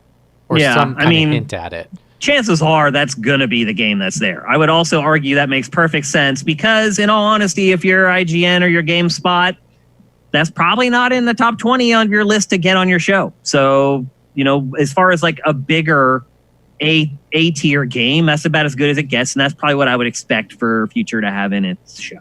And I would just expect of those 30 games, probably 27 of them are going to be indie games. That'd be my guess. We'll see. But that's just me guessing. Let's see. Do we have any more? Derek D111. Although here he has an extra one. I would probably be getting both Ghost of Tsushima and Last of Us Part 2. But if you could only play one, which would it be? I personally would choose Ghost just because I think I will spend more time with it. I also posed this question in the forums. I'll answer first because I think we know Matt's answer. For me, that's really tough. Really, really tough. But, oh man. Last of Us Part 2, I think, by like a hair. Because I'd like each one of them, or I'm interested in both of them for kind of completely different reasons. They're really hard to compare. But if I could only play one before I died, it would be The Last of Us Part 2 because it is more in my wheelhouse. I'm more of like the zombie movie horror guy than the kung fu movie, Chinese kung fu movie, whatever. So it's more in my wheelhouse, but I think both are going to be great. And Matt, I think we know what you're going to answer. Yep. I picked Ghost of Tsushima because I think Ghost of Tsushima is going to be a better game. It probably will be. And I would just watch the cutscenes of Last of Us 2 on YouTube or something. Okay. Mitch, how about you? Very, very close like you, but I go Ghost of Tsushima. I like samurai. I love Japanese culture, so it's in my wheelhouse. Okay. Which one do you guys think will sell better? Last of Us 2. Last of Us Part 2. Yeah. That's what I figured. Twitch Prime, thank you. To Texture Glitch, Short Raver, Slagathor. Thank you guys all for the Twitch. Oh my gosh, there's so many more questions here. We're not going to be able to get to them all. I'm sorry, guys. There's just too many. From Texture Glitch, because he helped us out with Twitch Prime, we'll answer his question. Well, why are we excited about the Unreal 5 engine? When looking at the list of games using Unreal 4, most of it was jank. It wasn't a dominant engine this generation like Unreal Engines 2 and 3 were in their time. Frostbite, Unity, Snowdrop, etc. have been much more influential. Epic did revenue sharing for Unreal 4. Was it a coincidence that they lost their crown then? Or is diversity and availability of engines the reason that the age of the Unreal Engine is over? Longest question ever asked on GameFace. I don't know if I'd say Frostbite was influential. Yeah, as in something you don't want to do. Yeah, I guess good counterexample of how to make an engine. Things. The data is that Unreal Engine 4 was 20 to 25% of all games released in Generation 8. I just looked up that data last week. And I would say on top of that, it's not as much of like what Unreal Engine 4 can do. It's what can everything else do because it's going to be similar to match it. So you're getting a What do you mean by preview. what can everything else do? Like the what game else? engines that What competing engines can do. Exactly. Like it's just basically this is a scale, and this is where the other game engines are going to match in scale in regards to quality. And so therefore we know what that next gen looks like. I think that's what it's more of. It's not more of this engine is the best engine in the world. It's that this is what next gen's going to look like, and all the other engines are going to look similar in regards to quality. The thing about middleware, though, is that the more they're used, the better they get, because all the developers work on them. They work on the libraries, the documentation. They share information internally with other studios at their company working on games. So there is value in an engine getting used more often. However, I think the number one engine right now is Unity. Because they have the most favorable cuts as far as, although they're much better with Unreal Engine 5 than they were with 4. But they have the most favorable cut. And most of my development friends say that it is like my first video game development tool. That just about anyone with a lot of passion can use Unity and make a game. Unreal Engine, a little more complicated. And you're right. If there aren't as many people making games for Unreal Engine 5, the libraries aren't going to be as good. The resources aren't going to be as good. And you're going to have to lean more on Epic to help you when you're building games, which is not what you really want to do. You don't want to have to wait on some random third party to get back to you when you have a feature that you're trying to implement in your game. So I think your question's a little disingenuous, and I don't think you did it on purpose. Unreal still is a really big engine, and a lot of people do use it for their games. And it's going to get better. And I do agree that they maybe dropped the ball a little bit last gen, but I think Epic also got caught up in a lot of other stuff like Fortnite and some other things that it was doing that were probably a lot more financially successful than Unreal Engine 4, to be honest with you. So I don't give them a pass, but I can understand why they slipped a little bit. Unreal Engine isn't going anywhere. It's going to keep being one of the top 3 engines being used to create video games. People like Epic, they trust Epic. They've been working with Epic, as you mentioned, for a really, really long time. And there's a comfort level there with that. And when you're talking about projects that cost $150 million to fund, that's what you want. You want certainty. You want to know that when you make that call, someone's going to answer. They're going to have the answers. So I probably by the end of Generation 9, I wouldn't be surprised if the 3 big engines have a 33-33-33 split, because all 3 of them are functional for a certain type of developer and are functional for making a certain type of game. And I think all that will just equal out by the time we're at the end of Gen 9, and they'll all be doing very well. Just my take. Here's the last one, because we got to get out of here, because Mitch has to get out of there before he breaks curfew. Curfew doesn't apply for work. Like, you can go to and from work. Oh, I thought if you're just out after curfew, they can pull you over for any reason. I mean, they could, but you just say I'm coming from work. But I also have to take a lift, so I don't know if lifts are available during curfew. Yeah, I also don't want Mitch standing out on the street all that long waiting for a lift after curfew, so we're going to wrap this sucker up here quick. The last one from Kadaz. Is there any wisdom to waiting until the PS5 release to play The Last of Us Part 2, Ghost of Tsushima, or Cyberpunk? Would that give you a noticeably better experience in the way that Red Dead 2 or Horizon did when played on the PS4 Pro versus the base PS4? Kadaz, if you have the willpower to wait for all 3 of those games until the PS5 comes out, sure. I have no such willpower. So I'm just going to say right now, I could never do that. If you think you can, then go for it, because I do believe you'll get a better experience on PS5. What do you guys think? I don't think it'll be that different. I also don't think you'll make it that long without getting spoiled on Last of Us 2, if there's something you care about. And like Cyberpunk in particular, like probably the experience will be better, but like if you're that worried about the experience of Cyberpunk to the point of buying a new system and waiting for it, like why not just buy a new video card? Why not just buy an Xbox Series X? Because that's going to be a better experience than PlayStation 5 probably. In terms of raw power, depending on how well CD Projekt Red can optimize for the PS5 in the amount of time they have. I mean, that's always true. Like at that point, why are you playing anything this late in the generation? Yeah. I rather experience it on the original hardware it was made for, and then I can always just play it again if I really liked it. Yeah, if it's that much of a difference, not gonna happen. I'll play Tsushima again. I'm sure. But what else am I doing in July, frankly? And especially because it really looks like you're not going to have to pay to upgrade them or to buy another version of them. You'll just be able to play them again on the new system. Yep. Like, there you go. Like, if it comes to the time when you feel like you like to play it with a slightly better visual look, there, it's going to be there for you.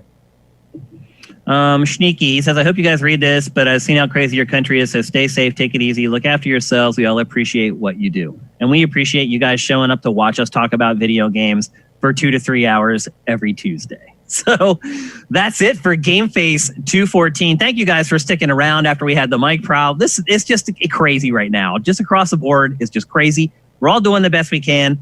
I want to thank you guys for all your support financially, emotionally, in any way you're doing it. We're all helping each other get through this right now, and that's what we're all here for. We're all friends, and that's what friends are for. So on behalf of Matt, who you can find on Twitter at mkeil, MKEIL, and on behalf of Mitch Sikorsky, you can find on Twitter at Mitch, SIKOR. I'm Shane Satterfield, and you can find me at Dinfire. And if you want to know what the heck is going on with Sifted, like why did our stream start an hour late today, you need to find us on Twitter at Sifted Games and follow us there, and you'll know anytime anything out of the ordinary is about to happen. And if you're checking out the show on Apple Podcasts or Google Podcasts or anywhere else out on the internet and you want to help us out, please head on over to patreon.com/sifted and kick us a couple bucks a month. We notice every dollar, and I am not lying. So thanks, everybody, for watching on the stream. Thanks for everyone for their support. Everybody stay safe. Everyone be careful. GameFace is up and out.